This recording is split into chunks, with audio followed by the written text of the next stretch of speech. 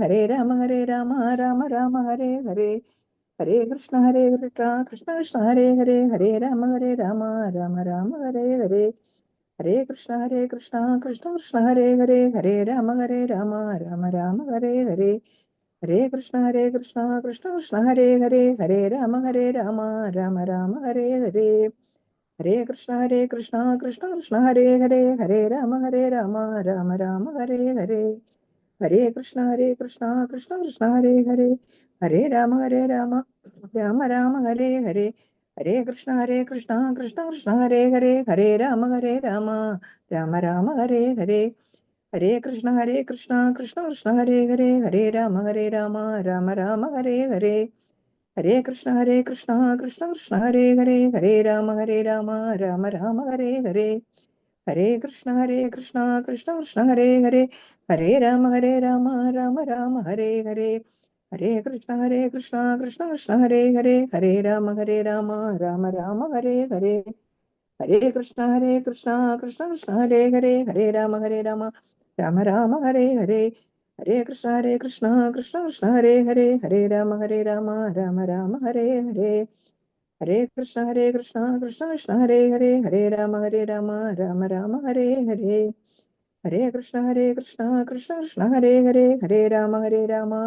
രാമ ഹരേ ഹരേ, ഹരേ കൃഷ്ണ കൃഷ്ണ കൃഷ്ണ ഹരേ ഹരേ, ഹരേ രാമ രാമ ഹരേ ഹരേ, ഹരേ കൃഷ്ണ കൃഷ്ണ കൃഷ്ണ ഹരേ ഹരേ, ഹരേ രാമ രാമ ഹരേ ഹരേ, ഹരേ കൃഷ്ണ കൃഷ്ണ കൃഷ്ണ ഹരേ ഹരേ, ഹരേ രാമ രാമ ഹരേ ഹരേ, ഹരേ കൃഷ്ണ കൃഷ്ണ കൃഷ്ണ ഹരേ ഹരേ, ഹരേ രാമ രാമ ഹരേ ഹരേ, ഹരേ കൃഷ്ണ കൃഷ്ണ കൃഷ്ണ ഹരേ ഹരേ, ഹരേ രാമ രാമ ഹരേ ഹരേ.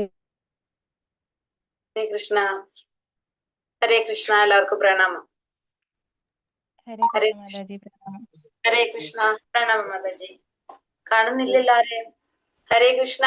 എല്ലാവർക്കും പ്രണാമം. ഹരേ കൃഷ്ണ. പ്രണാമം മാതാജി. ഹരേ കൃഷ്ണ കൃഷ്ണ കൃഷ്ണ ഹരേ ഹരേ, ഹരേ രാമ രാമ ഹരേ കൃഷ്ണ മാതാജി. ഹരേ കൃഷ്ണ. സാധിക്കുന്നവർ മാതാജി. ഹരേ കൃഷ്ണ. ഹരേ കൃഷ്ണ. പ്രണാമം മാതാജി. ഹരേ കൃഷ്ണ. എല്ലാവർക്കും പ്രണാമം. വീഡിയോ ഓണാക്കാൻ സാധിക്കുന്നവരൊക്കെ വീഡിയോ ഓണാക്കിയിട്ട് ഇരുന്നോളൂ. ഹരേ കൃഷ്ണ. ഹരേ കൃഷ്ണ. പ്രണാമം. ഹരേ കൃഷ്ണ. ഹരേ കൃഷ്ണ. ഓം നമോ ഭഗവതേ വാസുദേവായ. ഓം നമോ ഭഗവതേ വാസുദേവായ. ഓം നമോ ഭഗവതേ വാസുദേവായ. ഓം അജ്ഞാനതിമിരാന്ധസ്യ ജ്ഞാനാഞ്ജനാശലാകയാ ചക്ഷുരുന്മീലിതം യേന തസ്മൈ ശ്രീഗുരവേ നമഃ. നമോ വിഷ്ണുപാദായ കൃഷ്ണപ്രേഷ്ഠായ ഭൂതലേ ശ്രീമതേ ഭക്തിവേദാന്ത സ്വാമിനിധി നാമിനേ. നമസ്തേ സാരസ്വതേ ദേവേ ഗൗരവാണി പ്രചാരിണേ നിർവിശേഷ ശൂന്യവാദി പാശ്ചാത്യ ദേശധാരിണേ. ജയ ശ്രീ കൃഷ്ണ ചൈതന്യ പ്രഭു നിത്യാനന്ദ ശ്രീ അദ്വൈത ഗദാധര ശ്രീവാസാദി ഗൗര ഭക്ത വൃന്ദ. ഹരേ കൃഷ്ണ കൃഷ്ണ കൃഷ്ണ ഹരേ ഹരേ, ഹരേ രാമ രാമ രാമ ഹരേ ഹരേ. ഹരേ കൃഷ്ണ. ശ്രീ രാധാ ഗോവിന്ദ് ടെമ്പിൾ ഇസ്കോൺ മാംഗ്ലൂരിന്റെ ഭഗവത്ഗീത ക്ലാസ്സിലേക്ക് എല്ലാവർക്കും സ്വാഗതം. ഹരേ കൃഷ്ണ. എല്ലാവർക്കും പ്രണാമം. ഇന്ന് അധ്യായം 16 അല്ലെ? 16 അല്ലേ നമ്മളിന്ന്? അധ്യായം 16 ദേവാസുര ഭാവങ്ങൾ അല്ലെ? നമ്മൾ അധ്യായം 16 എടുക്കേണ്ടത്. ദേവ അസുര ഭാവങ്ങൾ എന്നാണ് പറയുന്നത്. 16ാമത്തെ അധ്യായം. ഇന്നലെ നമ്മൾ ഏത് അധ്യായം പഠിച്ചത്? പുരുഷോത്തമയോഗം. എന്താ പറഞ്ഞത് നമ്മൾ ഇന്നലത്തെ അധ്യായത്തില്? ഭൗതിക ലോകത്തിൽ തലക്കീഴായി നിൽക്കുന്ന ആ വൃക്ഷത്തെ കുറിച്ച് പറഞ്ഞു. എപ്രകാരമാണ് ഭൗതിക ലോകമായിട്ടുള്ള ബന്ധം ഛേദിക്കേണ്ടതെന്ന് പറഞ്ഞു. പിന്നെ പുരുഷോത്തമൻ ആരാന്ന് പറഞ്ഞു. എങ്ങനെയാണ് നമ്മൾ ആ ബന്ധത്തെ ഛേദിക്കേണ്ടത്? ദൃഢനിശ്ചയാവുന്ന വിരക്തി കൊണ്ട് അതിനെ ഛേദിക്കണമെന്ന് പറഞ്ഞു. അതെങ്ങനെ നമുക്ക് ചെയ്യാൻ സാധിക്കുന്നത്? എന്ത് ചെയ്യണം? ആരോടുള്ള ആസക്തി കൂട്ടണം? ഭഗവാനോടുള്ള ആസക്തി കൂട്ടണം. ആസക്തി കൂട്ടി അപ്പൊ നമുക്ക് ഓട്ടോമാറ്റിക്കലി എന്ത് വരും? ഭൗതികതയോടുള്ള വിരക്തി വരും അല്ലെ? ഒരിക്കലേക്ക് നമുക്ക് കൂടുമ്പോ എല്ലാം കൂടി നമുക്ക് ഒരുമിച്ച് പറ്റില്ല. അപ്പൊ നമ്മൾ എന്ത് ചെയ്യും? ഇവിടേക്ക് കൂടുമ്പോ ഇവിടേക്ക് നമുക്ക് കുറയും. അതങ്ങനെയല്ലേ? നമുക്ക് ഭഗവാനോടുള്ള ആസക്തി കൂടുമ്പോൾ ഭൗതികതയോടുള്ള വിരക്തി വന്നുകൊണ്ടിരിക്കും. ഭൗതികതയോടുള്ള വിരക്തി എന്ന് പറയുന്നത് എന്താണ് നമ്മൾ പറയുന്നത്? ഭൗതികമായിട്ടുള്ള താല്പര്യങ്ങളോട് അല്ലെ, അപ്പൊ നിങ്ങളെ സന്തോഷിപ്പിക്കാൻ നമ്മൾ പറഞ്ഞു. ഭൗതികമായ ബന്ധങ്ങള് അല്ലെങ്കിൽ ഭൗതികമായിട്ടുള്ള സുഖങ്ങള്, അതിനോടുള്ള താല്പര്യം നമുക്ക് കുറഞ്ഞു കുറഞ്ഞു കുറഞ്ഞു വരും സ്വാഭാവികമായിട്ടും. അപ്പൊ നമുക്ക് എന്തുണ്ടാവില്ല? ദുഃഖങ്ങൾ ഉണ്ടാവില്ല, ഉത്കണ്ഠകൾ ഉണ്ടാവില്ല. നമുക്ക് എന്ത് സാധിക്കും? ആ ഭൗതിക ബന്ധങ്ങളുടെ വിരക്തി ഉണ്ടാക്കാനായിട്ട് സാധിക്കും. അങ്ങനെ ഛേദിച്ച് കളയണം എന്നാണ് പറഞ്ഞത് അല്ലെ. പിന്നെന്താ പറഞ്ഞത് ഭഗവാൻ അതില്?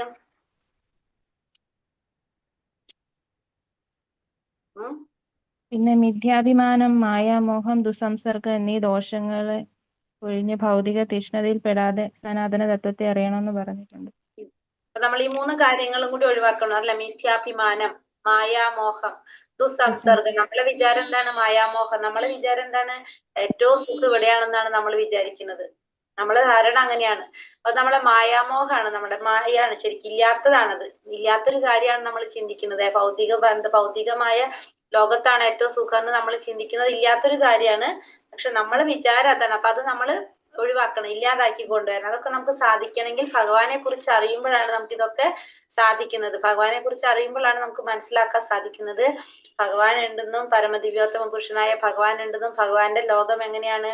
സച്ചിദാനന്ദപരമായിട്ടുള്ള അല്ലെ, അതീന്ദ്രിയ ആനന്ദം ലഭിക്കുന്ന ഒരു ലോകമാണെന്നും അവിടെയാണ് പരമാനന്ദം കിട്ടുന്നതെന്നും നമുക്ക് മനസ്സിലാക്കാൻ സാധിക്കുമ്പോൾ നമുക്ക് അറിയാൻ സാധിക്കും ഈ ലോകം എന്താണ്? ദുഃഖാലയമാണ്, അല്ലെങ്കിൽ കാരാഗൃഹമാണ്. ഭഗവത്ഗീതയിൽ ഭഗവാൻ പറയുന്നത് അതാണ് അല്ലെ, ദുഃഖാലയം എന്നാ പറയുന്നത്. ഭൗതിക ലോകത്തിന് എങ്ങനെയാ പറയണത് ഭഗവാൻ? ദുഃഖാലയം അശാശ്വതം അല്ലെ. ഭാഗവതത്തിൽ ഭഗവാൻ പറയുന്നത് എന്താണ്? ഭാഗവതത്തിൽ പറയുന്നത് കാരാഗ്രഹം. ഭൗതിക ലോകം കാരാഗൃഹാണെന്നാ പറയുന്നത്. അപ്പൊ കാരാഗൃഹത്തില് നമ്മളിപ്പോ ദേവന്മാരോടുള്ള പ്രാർത്ഥന നമുക്ക് സിമ്പിൾ ആയിട്ട് പറയാൻ സാധിക്കും. ഭൗതിക ലോകത്തില് എത്രാമത്തെ ഗ്രഹമാണ് ഭൂമി? ഏഴാമത്തതാണ് ഭൂമി. അഞ്ചാമത്തത് ആരാണെന്നറിയോ? ദേവലോകം. ദേവലോകം അല്ലെ. നമ്മളപ്പോ ഇപ്പൊ ഒരു കാരാഗൃഹാണെന്ന് പറഞ്ഞല്ലോ ഭൗതിക ലോകം. ഇപ്പൊ ഭഗവാൻ പറഞ്ഞല്ലേ, ഇപ്പൊ ഈ കാരാഗൃഹത്തില് ഒരു 5ാമത്തെ സെല്ലും 7ാമത്തെ സെല്ലും. അപ്പൊ ഈ 7ാമത്തെ സെല്ലിലുള്ള ആരോട് പ്രാർത്ഥിക്കാണ്? 5ാമത്തെ സെല്ലിലുള്ളവരോട് പ്രാർത്ഥിക്കാണ് എന്നെ ഇവിടെ നിന്ന് പുറത്തേക്ക് കൊണ്ടുപോകാനായിട്ട്. രണ്ടുപേരും ജയിലിൽ കിടക്കുന്നവരാ. ഒന്ന് 5ാമത്തെ റൂമിൽ കിടക്കുന്നു, മറ്റവര് 7ാമത്തെ റൂമിൽ കിടക്കുന്നു. അപ്പൊ നമ്മൾ ഇവരോട് പ്രാർത്ഥിച്ചിട്ട് വല്ല കാര്യമുണ്ടോ പുറത്തേക്ക് കൊണ്ടുപോകാനായിട്ട്? അവരും നമ്മളെ പോലെ തന്നെ അവിടെ കിടക്കുന്നവരാ. അപ്പൊ നമ്മൾ ആരോട് പറയണം? ഈ ജയിലിന് പുറത്തുള്ളവരോട് പറഞ്ഞാലേ നമ്മളെ കൊണ്ടുപോകാൻ പറ്റുള്ളൂ അവർക്ക് അല്ലെ. പുറത്തുള്ളത് ആര് മാത്രമാണ്? ഭഗവാൻ മാത്രമേ ഉള്ളൂ. ഭഗവാൻ മാത്രമേ ഉള്ളൂ. എളുപ്പത്തിൽ നമുക്ക് മനസ്സിലാക്കാൻ സാധിക്കും. അപ്പൊ ദേവന്മാരോട് പ്രാർത്ഥിച്ച് അവരും നമ്മളെ പോലെ തന്നെ പ്രാർത്ഥിച്ചുകൊണ്ടിരിക്കുന്നത് എന്താണ്? അവര് ഇതിന്റെ ഉള്ളിൽ നിന്ന് പുറത്തെടുക്കാനാ വിചാരിക്കുന്നത്. പക്ഷെ ഹരേ കൃഷ്ണ, ഇപ്പൊ നമ്മള് ആരോട് പറയണം? ഈ കാരാഗൃഹത്തിന് പുറത്തുള്ളവരോട് പറഞ്ഞാലേ നമ്മൾ ഇവിടുന്ന് രക്ഷിക്കുള്ളൂ. ഇപ്പൊ 5 കിടക്കുന്നവരോട് നമ്മൾ പറഞ്ഞിട്ട് അവർക്ക് വല്ല ചെയ്യാൻ പറ്റും? അവർക്ക് അവരടുത്തേക്ക് കൊണ്ടുപോകാൻ പറ്റുള്ളൂ. ശരി, എന്നാ നിങ്ങൾ ഇവിടുന്ന് ഇപ്പുറത്തേക്ക് പോന്നോളാൻ പറയവരല്ലേ. അത്രേ അവർക്ക് ചെയ്യാൻ പറ്റുള്ളൂ. അപ്പൊ നമ്മൾ ആരോട് പറയാ? ഈ ജയിലിന്റെ പുറത്തുള്ളവരോട്. പുറത്തുള്ളത് ആകെ ഒരാൾ മാത്രമാണ്, ഭഗവാൻ മാത്രം. അപ്പൊ നമുക്ക് ശരിക്കും മനസ്സിലാവും നമ്മൾ എന്താ ചെയ്യുന്നതെന്നുള്ളത്. ഇപ്പൊ നമുക്ക് കറക്റ്റ് ആയിട്ട് കിട്ടും. നമ്മൾ 2 കൂട്ടരും ആ ജയിലിൽ, ഒരാൾ 5ാം നമ്പർ റൂമിലും ഒരാൾ 7ാം നമ്പർ റൂമിലാണ് നിൽക്കുന്നത്. വ്യത്യാസം മാത്രമേ ഉള്ളൂ. അത് ശിക്ഷ അനുസരിച്ച് പറയാം. അവര് കുറച്ച് കുറവ് ചെയ്തുകൊണ്ട് അവർ 5ാമത്തെ റൂമിൽ കുറച്ചും കൂടി ഫെസിലിറ്റീസ് അവിടെ കൂടുതലുണ്ടാവും. നമ്മളത് ഇത്തിരി അങ്ങനെ അല്ലാത്തതുകൊണ്ട് നമുക്ക് 7ാമത്തെ റൂമിൽ തന്നിരിക്കുന്നത് മാത്രം. അത്രയാണ് വ്യത്യാസം. അപ്പൊ നമുക്ക് കറക്റ്റ് ആയിട്ട് അറിയാൻ പറ്റും ആരെ നമ്മൾ ആരാധിക്കുന്നുള്ളതിന് കറക്റ്റ് ഉത്തരം നമുക്ക് അവിടെ കിട്ടും. നമുക്ക് മനസ്സിലാക്കാൻ സാധിക്കും അങ്ങനെ പറയുമ്പോ, ഇല്ലേ? നമ്മൾക്ക് അതിൽ കൂടുതൽ നമ്മൾ പ്രാർത്ഥിക്കുന്ന മുഴുവൻ എന്തായിരുന്നു ഒരു കാര്യം ഉണ്ടാവില്ല എന്നുള്ള മനസ്സിലാവും. പുറത്തേക്ക് കിടക്കണമെങ്കിൽ അപ്പൊ പുറത്തുള്ള വ്യക്തിനോട് തന്നെ പറയണം പുറത്തേക്ക് പോകണമെങ്കിൽ. ഹരേ കൃഷ്ണ. അപ്പൊ നമ്മൾ അധ്യായം ദേവാസുര ഭാവങ്ങൾ. ഇനി ദേവാസുര ഭാവങ്ങൾ എന്ന് വെച്ചാൽ എന്താണ്? ദേവ അസുര ഭാവങ്ങൾ എന്ന് പറഞ്ഞ എന്താണ് നമുക്ക് മനസ്സിലാക്കാം? ദേവന്മാരുടെ ഗുണങ്ങളും അസുരിക സ്വഭാവവും ദൈവിക ഗുണവും രണ്ടും അല്ലെ. ദൈവിക ഗുണങ്ങളും ആസുരിക സ്വഭാവങ്ങളും. ഇത് ആർക്ക് കാണാൻ പറ്റും? നമുക്ക് കാണാൻ പറ്റില്ല. നമ്മളിൽ 2 സ്വഭാവം ഉണ്ടോ? ദൈവിക സ്വഭാവവും ആസുരിക സ്വഭാവവും നമ്മളിൽ തന്നെ ഉണ്ട് അല്ലെ, ഈ 2 സ്വഭാവം. അപ്പൊ ഇതിനെ കുറിച്ചാണ് ഈ അധ്യായത്തിൽ പറഞ്ഞ ദൈവികമായിട്ടുള്ള ഗുണങ്ങളും ആസുരികമായിട്ടുള്ളതും. 2 സ്വഭാവങ്ങളെ കുറിച്ചാണ് ഈ അധ്യായത്തില് നമുക്ക് പറയാനായിട്ട് കാരണം പറയുന്നത്. ഈ അധ്യായത്തില്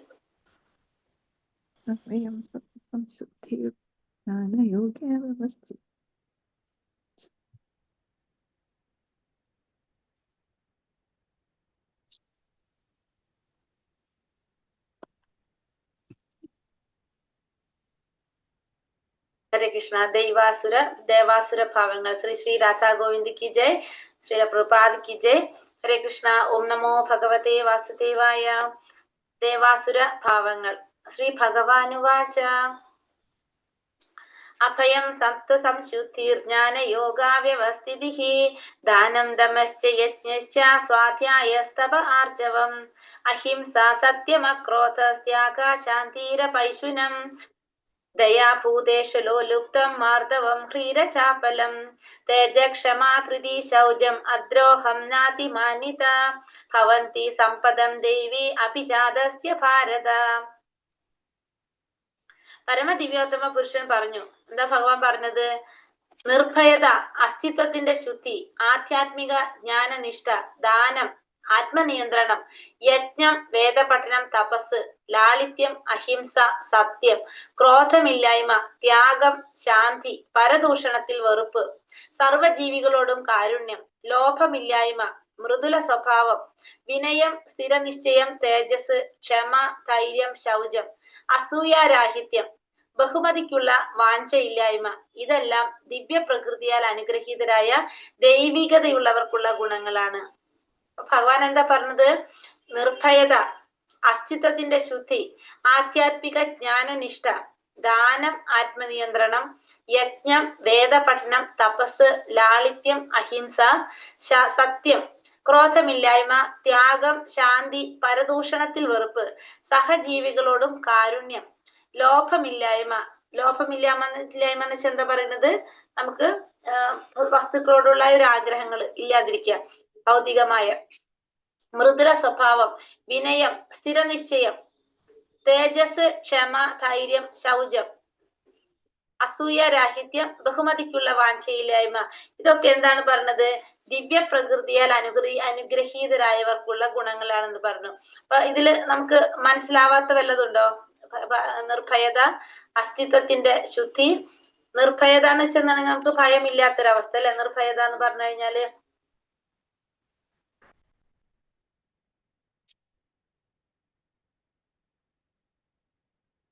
ലോഭമില്ലായ്മ എന്ന് വെച്ചിട്ടുണ്ടെങ്കിൽ നമുക്ക് ഭൗതികമായിട്ടുള്ള ആഗ്രഹമില്ലായ്മ, അതില്ലാതിരിക്കുക.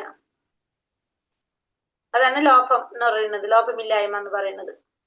വാഞ്ചയില്ലായ്മ, അതെ, ആഗ്രഹം ഇല്ലാതിരിക്കുന്നത്. ഇതൊക്കെയാണ് എന്താണ് ഇത് 26 ഗുണങ്ങൾ, 26 ഗുണങ്ങളാ പറയുന്നത് ഇവിടെ. 26 എണ്ണം എന്താണ് പറഞ്ഞത്? ദൈവികതയുള്ളവർക്കുള്ള ഗുണങ്ങളായിട്ടാണ് പറഞ്ഞത്. 26 ഗുണങ്ങള് ആധ്യാത്മികമായിട്ടുള്ള കാര്യങ്ങളാണ്. നമുക്ക് ആധ്യാത്മികമായിട്ട് നമുക്ക് ഉയരുന്നതിലേക്ക് വരാൻ വേണ്ടിയിട്ടുള്ള 26 ഗുണങ്ങൾ, അതായത് ദൈവികത ഉള്ളവരുടെ ഗുണങ്ങൾ എന്ന് പറയാം. ദൈവികത ഉള്ളവർക്കുള്ള ഗുണങ്ങളാണ് 26 എണ്ണം പറയുന്നത്. നമ്മൾ എന്ത് ചെയ്യാം? അതായത് ഭക്തന്മാർക്ക് ഉണ്ടാവുന്ന ഗുണങ്ങൾ നമുക്ക് പറയാം, ഭക്തന്മാരുടെ അല്ലെ. ഇപ്പൊ നിർഭയത, അസ്തിത്വത്തിന്റെ ശുദ്ധി, ആധ്യാത്മിക ജ്ഞാനം, നിഷ്ഠ, ദാനം, ആത്മനിയന്ത്രണം, യജ്ഞം, വേദപഠനം, തപസ്, ലാളിത്യം, അഹിംസ, സത്യം, ക്രോധമില്ലായ്മ, ത്യാഗം, ശാന്തി, പരദൂഷണത്തിൽ വെറുപ്പ്, സർവ്വജീവികളോടും കാരുണ്യം, ലോഭമില്ലായ്മ, മൃദുല സ്വഭാവം, വിനയം, സ്ഥിരനിശ്ചയം, തേജസ്, ക്ഷമ, ധൈര്യം, ശൗചം, അസൂയാരാഹിത്യം, ബഹുമതിക്കുള്ള വാഞ്ച ഇല്ലായ്മ. ഇതെല്ലാം ദിവ്യ പ്രകൃതിയിൽ അനുഗ്രഹീതരായ ദൈവികതയുള്ളവർക്കുള്ള ഗുണങ്ങളാണ്. ദിവ്യ പ്രകൃതിയിൽ അനുഗ്രഹീതരായിട്ടുള്ള ദൈവികതയുള്ളവർക്കുള്ള ഗുണങ്ങളാണ് എന്ത് പറഞ്ഞ ഈ 26 ഗുണങ്ങൾ പറയണം. അപ്പൊ ഈ ഗുണങ്ങൾ നമ്മൾ എന്ത് ചെയ്യണം? നമ്മളിലുള്ള ഗുണങ്ങൾ നമ്മൾ നിലനിർത്താനായിട്ട് ശ്രമിക്കണം. ഇല്ലാത്തത് നമ്മൾ ഉണ്ടാക്കിയെടുക്കാനായിട്ട് ശ്രമിക്കണം. നമുക്ക് ഇത് പ്രായോഗികമായിട്ട് നമ്മൾ എന്ത് ചെയ്യേണ്ടത്? വളർത്തിയെടുക്കേണ്ടതാണ്. ഇപ്പൊ ഇല്ലാത്ത നമ്മൾ എന്ത് ചെയ്യണം? ഇത് പതുക്കെ നമ്മൾ വളർത്തിയെടുത്ത് കൊണ്ടുവരേണ്ടതാണിത്. നമുക്കിപ്പോ ചിലപ്പോൾ സാഹചര്യം അനുസരിച്ചും സമയം അനുസരിച്ചും നമുക്ക് പല തരത്തിലും നമുക്ക് എന്തുണ്ടാവാം? മാറ്റങ്ങൾ ഉണ്ടാവും. പക്ഷെ നമ്മൾ എന്ത് ചെയ്യണം? അതിനനുസരിച്ച് നമ്മൾ ഇതിനെ വളർത്തിയെടുത്ത് കൊണ്ടുവരാനായിട്ട് ശ്രദ്ധിക്കേണ്ടതാണ് ഈ 26 ഗുണങ്ങള്. ദമ്പോ ദർപ്പാഭിമാനശ്ച ക്രോധ പാരുഷ്യമേവ ച അജ്ഞാനം ചാപിജാതസ്യ പാർത്ഥ സമ്പാദമാസുരീം. ഹേ പാർത്ഥ, ഗർവം, അഹങ്കാരം, അഭിമാനം, ക്രോധം, പാരുഷ്യം, അജ്ഞാനം, ഇതെന്താണ്? അസുരഗുണങ്ങള്. അസുരഗുണങ്ങൾ എന്ന് പറയുന്നത് ഗർവം, അഹങ്കാരം, അഭിമാനം, ക്രോധം, പാരുഷ്യം, അജ്ഞാനം. ഇത് എന്താണ് പറഞ്ഞത്? ആസുരികമായിട്ടുള്ള ഗുണങ്ങളാണെന്ന് പറയും. ഗർവ്, അഹങ്കാരം, അഭിമാനം, ക്രോധം, പാരുഷ്യം, അജ്ഞാനം, ഇതൊക്കെ ആസുരിക സ്വഭാവത്തിലുള്ളവരുടെ ഗുണങ്ങളായിരിക്കും. അപ്പൊ ഇവരെപ്പോഴും എങ്ങനെയായിരിക്കും? നമ്മൾ പറഞ്ഞില്ല, അഹംഭാവികളായിരിക്കും. നമ്മൾ ഓൾറെഡി പറഞ്ഞു കഴിഞ്ഞു, ഇവർ അഹംഭാവികളായിരിക്കും. മാതാവിന്റെ ഗർഭത്തിൽ ഇരിക്കുമ്പോ തന്നെ ഇവർക്ക് എന്താണ്, ഇവർക്ക് ശരീരം ഉണ്ടാകുമ്പോ തന്നെ ഈ ആസുരിക സ്വഭാവത്തിന്റെ ആ ഗുണങ്ങൾ അവരിൽ കാണാൻ തുടങ്ങും. അത് വളരും തോറും ഈ ദുർഗുണങ്ങൾ എന്ത് ചെയ്തുകൊണ്ടിരിക്കും? അത് വെളിപ്പെട്ടുകൊണ്ടിരിക്കും. ആസുരിക സ്വഭാവത്തിലുള്ളവരില് അത് വെളിപ്പെട്ടുകൊണ്ടേയിരിക്കും, അത് വന്ന് കൂടിക്കൊണ്ടേയിരിക്കും നമുക്ക് പറയാം. ഈ ആസുരിക സ്വഭാവത്തിലുള്ളവര് നമുക്കറിയാം പൊതുവെ എങ്ങനെയാണ്? അഹംഭാവികളാണ്. മാത്രമല്ല അവരെന്താണ്, അവരെക്കാളും വലുത് വേറെ ആരില്ല എന്ന് വിചാരിക്കുന്നവരാണ്. അവരാണ് ഏറ്റവും വലിയത്. അവരെല്ലാവരും ബഹുമാനിക്കണം എന്ന് വിചാരിക്കുന്നവരായിരിക്കും ഇവര്. പിന്നെ ഇവർക്ക് ചെറിയ കാരണങ്ങളാകുമ്പോഴേക്കും അവരെന്താണ്, തല്ല് പിടിക്കാനായിട്ട് അല്ലെ, ദേഷ്യം കാട്ടാനൊക്കെ ഉള്ള സ്വഭാവം, ഇതൊക്കെ ആരിൽ കാണുന്നതാണ്? ഈ ആസുരിക ഗുണത്തിലുള്ളവരില് കാണുന്നതാണ്. ദേവി സമ്പദ് വിമോക്ഷായ നിബന്ധായ സുരീമത മാശുജ സമ്പദം ദേവി അഭിജാതസി പാണ്ഡവ. അഭൗതിക ഗുണങ്ങൾ മുക്തിസാധകങ്ങളും ആസുര ഗുണങ്ങൾ ബന്ധന കാരണങ്ങളുമാണ്. പാണ്ഡുനന്ദന, ദൈവിക ഗുണങ്ങളോട് പിറന്നവനായതുകൊണ്ട് നീ ദുഃഖിക്കേണ്ട. അപ്പൊ അഭൗതിക ഗുണങ്ങള്, അതായത് ഭൗതികത്തിന്റെ അപ്പുറത്തുള്ള ഗുണങ്ങളെയാണ് നമ്മൾ എന്ത് പറയാ? അഭൗതികമായിട്ടുള്ള ഗുണങ്ങള്. അഭൗതികമായിട്ടുള്ളത് ദൈവികമായ ഗുണങ്ങള് മുക്തിക്ക് കാരണമാകുന്നതാണ്. അപ്പൊ ഇത്തരം ഗുണങ്ങൾ നമ്മളിൽ ഉണ്ടെങ്കിൽ നമുക്ക് എന്തിന് കാരണമാകും? മുക്തിക്ക് കാരണമാകും. മുക്തി സാധകങ്ങളാണത്. ആസുരിക ഗുണങ്ങളാണെങ്കിലോ അത് ബന്ധനത്തിന് കാരണമാകുന്നതാണ്. ആസുരികമായിട്ടുള്ള സ്വഭാവം നമ്മളെ ബന്ധനത്തിന് കാരണമാകും. അഭൗതികമായ ഗുണങ്ങൾ, അതായത് ദൈവികമായ ഗുണങ്ങൾ നമുക്ക് മുക്തിക്ക് കാരണമാകും. അർജുനനോട് പറയാണ്, നീ ഏത് ഗുണത്തിൽ പിറന്നവനാണ്? നീ ദൈവിക ഗുണത്തിൽ പിറന്നവനായതുകൊണ്ട് നിനക്ക് എന്ത് പ്രോബ്ലം ഇല്ല, നിനക്ക് ദുഃഖിക്കേണ്ട ആവശ്യമില്ല. അർജുനൻ ആരാണ്? ക്ഷത്രിയനാണ്. അർജുനൻ ക്ഷത്രിയ കുലത്തിൽ പിറന്നവനാണ്. അപ്പൊ അർജുനനോട് പറയാണ്, നീ ദൈവിക കുലത്തിൽ പിറന്നവനാണ്, ദൈവിക ഗുണത്തിൽ പിറന്നവനായതുകൊണ്ട് തന്നെ നിനക്ക് ദുഃഖിക്കേണ്ട ആവശ്യമില്ല. അർജുനൻ ക്ഷത്രിയൻ. അർജുനൻ ചെയ്യാതിരുന്നാലാണ് അർജുനൻ എന്തിൽ വരുന്നത്? ആസുരിക സ്വഭാവത്തിൽ വരുന്നത്. അർജുനൻ യുദ്ധം ചെയ്യുകയാണെങ്കിൽ അർജുനൻ ആരാണ്? അർജുനൻ ആ ദൈവിക ഗുണം ഉണ്ടെന്ന് പറയാം. അതായത് അർജുനൻ ചെയ്യുന്നത് കറക്റ്റ് ആയിട്ട് ചെയ്യാം. അർജുനൻ പക്ഷെ യുദ്ധം ചെയ്യാതിരിക്കുകയാണെങ്കിൽ എന്താ സംഭവിക്കുന്നത്? അവിടെ അർജുനൻ ചെയ്യാതിരുന്ന യുദ്ധത്തിൽ മാറി നിൽക്കുമ്പോഴാണ് അർജുനൻ എന്ത് വരുന്നത്? ആസുരിക സ്വഭാവമായിട്ട് പറയുന്നത്. കാരണം എന്തുകൊണ്ടാണ്? നമ്മള് ചെയ്യേണ്ടതായിട്ടുള്ള ധർമ്മം അല്ലെ, അർജുനന്റെ ധർമ്മം എന്താണ്? യുദ്ധം ചെയ്യുക. അർജുനൻ ക്ഷത്രിയനാണ്, ക്ഷത്രിയ ധർമ്മം യുദ്ധം ചെയ്യുക എന്നുള്ളതാണ്. നമ്മൾ ആ ചെയ്യേണ്ട പ്രവൃത്തിയിൽ നിന്ന് മാറി നിൽക്കുമ്പോഴാണ് നമുക്ക് നമ്മൾ എന്താവുന്നത്? ആസുര സ്വഭാവമായിട്ട് മാറുന്നത്. അർജുനൻ യുദ്ധം ചെയ്യാതിരുന്നാലാണ് അർജുനൻ ആരായി മാറുന്നത്? ആസുരിക സ്വഭാവത്തിൽ വരുന്നത്. കാരണം അർജുനന്റെ ധർമ്മം യുദ്ധം ചെയ്യുക എന്നുള്ളതാണ്. ക്ലിയർ ആയോ?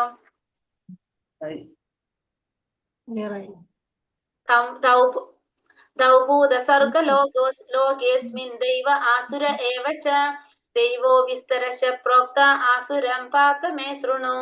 ഹേ പാർത്ഥ, ഈ ലോകത്തിലുള്ള എല്ലാ സൃഷ്ടികളും എന്തിൽ പെടും? ഒന്നുകിൽ ആസുരം, ഒന്നുകിൽ ദൈവികം. രണ്ട് വിഭാഗങ്ങളിൽ ഉൾപ്പെടും. ഞാൻ ദൈവിക ഗുണങ്ങളെ പറ്റി വിസ്തരിച്ചു പറഞ്ഞുവല്ലോ, ഇനി ആസുരങ്ങളായവയെ കുറിച്ച് പറയാം. അർജുനനോട് പറയാണ്, ഈ ലോകത്തില് രണ്ട് തരത്തിലാണ് സൃഷ്ടികൾ വരുന്നത്. ഒന്ന് ആസുരികമായിട്ടുള്ളതും ഒന്ന് ദൈവികമായിട്ടുള്ളതും. അപ്പൊ ഞാനിപ്പോ ആസുരികമായിട്ടുള്ളതിനെ കുറിച്ച് ഇനി പറഞ്ഞു തരാം. ദൈവികമായതിനെ കുറിച്ച് പറഞ്ഞല്ലോ എന്നാ ചോദിക്കുന്നത്. അപ്പൊ നമ്മൾ പറഞ്ഞു രണ്ട് തരത്തിലാണ് സൃഷ്ടി വരുന്നത്. ഒന്ന് ആസുരികമായിട്ടുള്ളതും ഒന്ന് രണ്ടാമത്തത് ദൈവികമായിട്ടുള്ളതും.